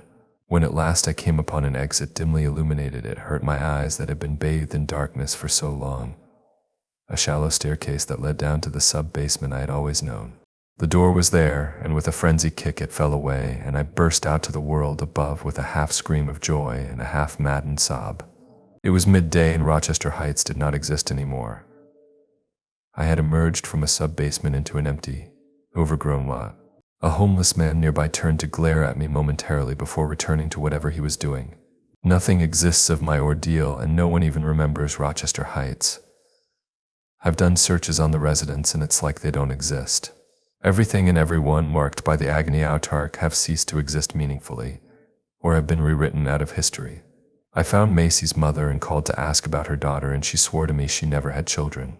The company that owns the lot told me it's been unoccupied and on the market for half a year. I've not been the same since my escape from Rochester Heights. There's so much left in this goddamn journal, but every time I look at it, I get this sense of overwhelming doom. There's so many questions. If what exists below is reflected above, and vice versa, how's the world changed?